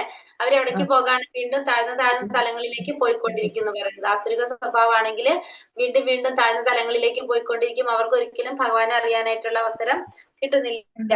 നരകത്തിന്റെ 3 കവാടങ്ങൾ ഏതൊക്കെയാണ്? കാമം, ക്രോധം, ലോഭം. ഭക്തനായ ജീവാത്മാവിൽ കാണുന്ന 3 ദോഷങ്ങൾ, 4 ദോഷങ്ങൾ ഏതൊക്കെയാണ്? 4 ദോഷങ്ങളാണുള്ളത്. ശരി, അപക്വമായ ഇന്ദ്രിയങ്ങൾ, തെറ്റ് ചെയ്യാനുള്ള പ്രവണത, വഞ്ചനാ പ്രവണത, വ്യാമോഹം. നമുക്ക് എന്താണ്? പക്വതയില്ലാത്ത ഇന്ദ്രിയങ്ങൾ, വഞ്ചനാ പ്രവണത, തെറ്റ് വരുത്താനുള്ള പ്രവണത, വ്യാമോഹശീലം. അതൊക്കെയാണ് നമ്മൾ കാണുന്ന 4 ദോഷങ്ങൾ. മനുഷ്യ സമൂഹത്തിന്റെ എല്ലാതരം വീഴ്ചയ്ക്കും കാരണം എന്താണ്? അറിയാമോ?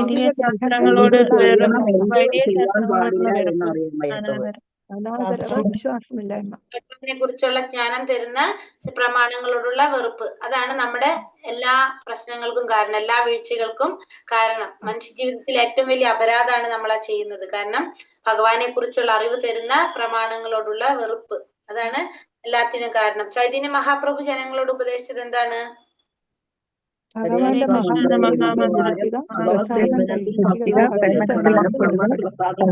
പ്രസാദം കഴിക്കുക. എളുപ്പമുള്ള കാര്യം പറഞ്ഞത് അല്ലെ ചൈതന്യ മഹാപ്രഭു? നാമം ജപിക്കുക, പ്രസാദം ഭക്ഷിക്കുക, അല്ലെ? എളുപ്പമുള്ള കാര്യങ്ങളാ പറഞ്ഞത്. വേറെ ഒന്നും പറഞ്ഞില്ല. തപസ് അനുഷ്ഠിക്കാനോ യജ്ഞങ്ങൾ ചെയ്യാനോ ഒന്നും പറഞ്ഞില്ല. ഒന്ന് പറഞ്ഞ നാമം ജപിക്കാനായിട്ട്, രണ്ടാമത് പ്രസാദം കഴിക്കാനോ പറഞ്ഞ. ഏറ്റവും എളുപ്പമുള്ള കാര്യം നമുക്കില്ല അത്, പ്രസാദം കഴിക്കുക. പിന്നെ ഭഗവത് സേവനം ചെയ്യുക. അതും നമ്മളെ സംബന്ധിച്ച് പ്രോബ്ലം ഇല്ല. മാല കെട്ടി കൊടുക്കുക, ഭഗവാൻ ഇതേപോലെ തന്നെ നമ്മൾ നിവേദ്യം അർപ്പിക്കുന്നൊക്കെ സേവനം തന്നെയാണല്ലോ. അപ്പൊ നമുക്ക് ചെയ്യാനായിട്ട് ഏറ്റവും എളുപ്പമുള്ള കാര്യങ്ങളാണ് ആര് പറഞ്ഞിരിക്കുന്നത്? ചൈതന്യ മഹാപ്രഭു. കാരണം കലിയുഗത്തിലുള്ള നമ്മളെ സ്വഭാവം അവർക്കൊക്കെ അറിയാം. കലിയുഗത്തിലല്ലേ ഭഗവാനായിട്ട് അവതരിച്ചത്? ഭഗവാന്റെ അവതാരം തന്നെയാണ് അല്ലെ. അപ്പൊ അവർക്കറിയാം കലിയുഗത്തിലുള്ളവര് അല്ലാണ്ട് ഒന്നും ചെയ്യാൻ പോണില്ല. അപ്പൊ അതുകൊണ്ട് നമുക്ക് ചെയ്യാൻ പറ്റിയ കാര്യം മാത്രമേ നമ്മളോട് പറഞ്ഞിട്ടുള്ളൂ. പിന്നെന്താണ് പറഞ്ഞത്? കലിയുഗത്തിൽ ആരൊക്കെ തമ്മിലാ മത്സരം നടക്കുന്നത്? നമ്മളുള്ളിൽ തന്നെ. ഇത് 1-ാമത്തെ ലെവലിന്റെ ക്വസ്റ്റ്യൻസ് തന്നെയാണ് ഇതിൽ തന്നിരിക്കുന്നത്. ഇനി ഇവിടെ കാര്യം പറയാം. നമുക്ക് ബുക്കിൽ നിന്നുള്ളത് നമുക്ക് വേറെ പറഞ്ഞു പോകാം. അതായത് അർജുനൻ യുദ്ധം ചെയ്താൽ അല്ല, ചെയ്യാണ്ടിരുന്നാലാണ് അർജുനന് എന്തേൽക്കേണ്ടി വരുന്നത്? പാപമേൽക്കേണ്ടി പറയാൻ കാരണം എന്താണ്? അർജുനൻ ക്ഷത്രിയനാണ്, അതുകൊണ്ട് കർമ്മം ചെയ്യാന്നുള്ളതാണ്. കർമ്മം ചെയ്യാതിരുന്നാല് ആസുര സ്വഭാവം. അതായത് കടമയിൽ നിന്ന് മാറി നിൽക്കുമ്പോഴാണ് അത് എന്തായിട്ട് മാറുന്നത്? ആസുരിക സ്വഭാവമായിട്ട്. 5-ാമത്തെ ശ്ലോകത്തിൽ പറയുന്നതാണ് അത്. അത് നോട്ട് ചെയ്തോളാം. അത് ക്വസ്റ്റ്യൻ ആയിട്ട് തന്നിട്ടില്ലാത്തോണ്ട് പറയാം കേട്ടോ. അതുകൊണ്ട് എന്താ പറയാ, ദേവന്മാരും അസുരന്മാരും ആരുടെ സന്താനങ്ങളാണ്? ദേവന്മാർ അതിഥിയുടെ മഹാരാജ് പ്രജാപതി ദക്ഷ പ്രജാപതിയുടെയും അതിഥിയുടെയും തിഥിയുടെയും. അതായത് പ്രജാപതിയുടെ മക്കളാണ് ഈ പറഞ്ഞ ദേവന്മാരും അസുരന്മാരും. അവരിലെ വ്യത്യാസം എങ്ങനെയാണ് നമുക്ക് മനസ്സിലാക്കുന്നത്? ദേവന്മാര് എങ്ങനെയാണ്? ദേവന്മാര് എന്തനുസരിച്ച് ജീവിക്കുന്നവരാണ്? ശാസ്ത്രങ്ങളെ അനുസരിച്ച് ജീവിക്കുന്നവരും ദേവന്മാരും ശാസ്ത്രങ്ങളെ നിഷേധിച്ച് ജീവിക്കുന്നവര് അസുരന്മാരും. ആസുരിക സ്വഭാവത്തിലുള്ളവരും.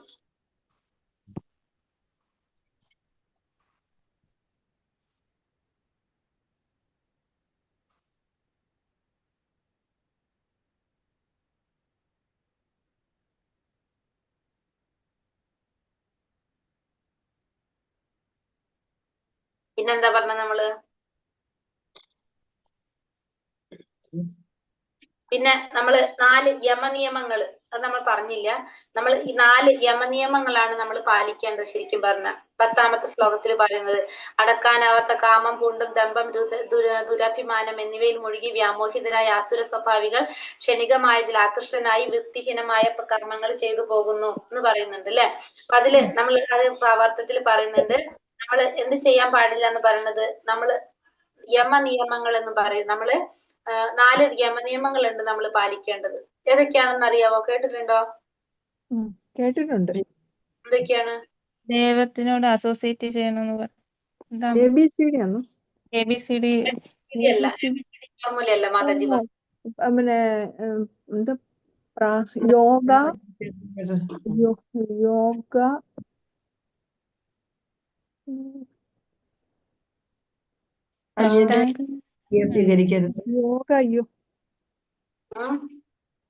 യോഗയൊക്കെ ഉണ്ടല്ലോ.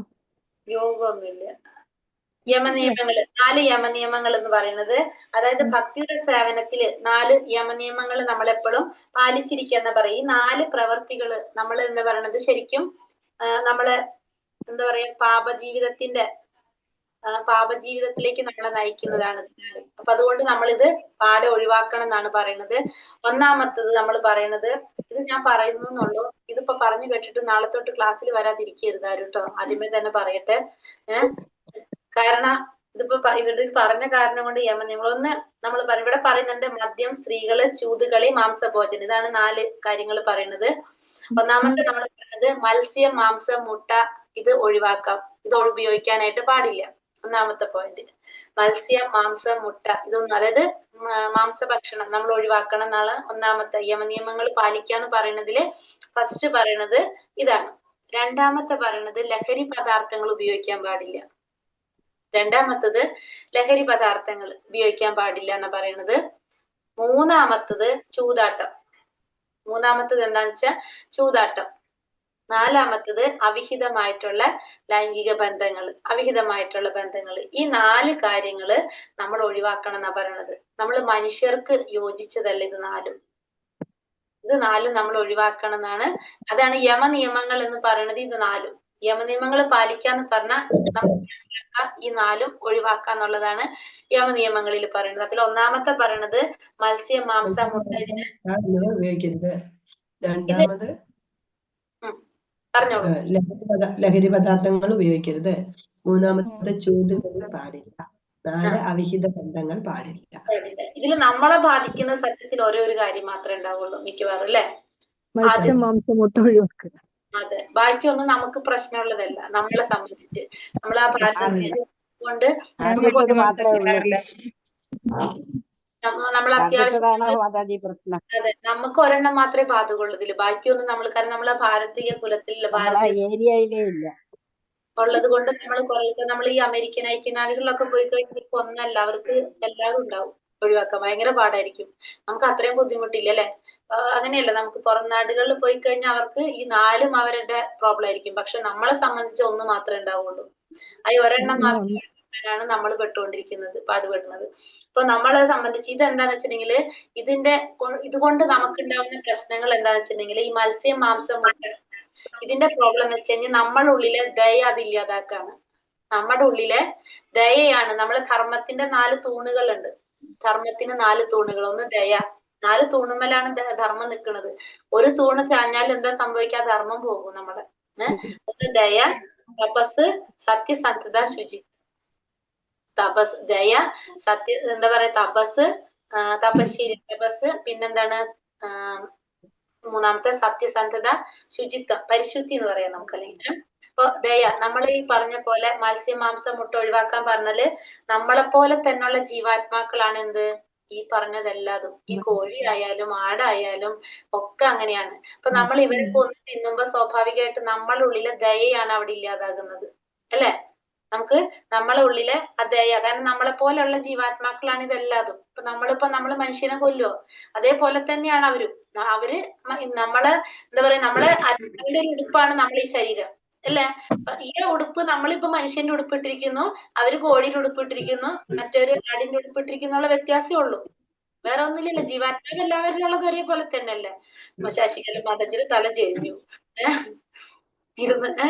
അപ്പൊ അപ്പൊ നമ്മൾ എന്താ പറയുന്നത് ഇരുന്നിട്ട്? അപ്പൊ ഇത് അവരെ നമ്മൾ കഴിക്കുമ്പോ എന്താ സംഭവിക്കുന്നത്? നമ്മളുള്ളിലെ ദയയാണ് അവിടെ ഇല്ലാതാകുന്നത്. അങ്ങനെ ചിന്തിക്കുമ്പോ നമുക്ക് മനസ്സിലാക്കാൻ നമ്മളെ പോലെ തന്നെയുള്ള ജീവാത്മാക്കളാണ് ഇതെല്ലാം.